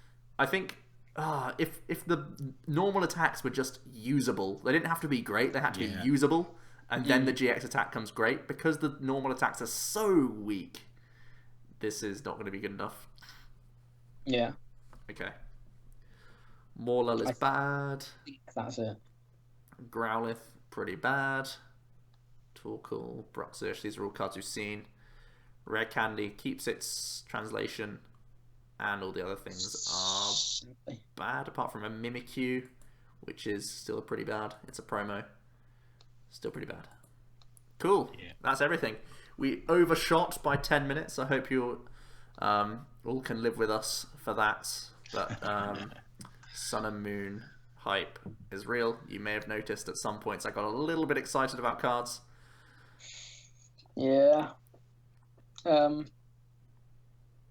Yeah, I think this set has huge potential. And I still, like I said at the start of the stream, I still think there's things to come from this set. I don't think there's much more. I feel like we've seen a lot of the good cards, but I still think there'll be hidden gems in here.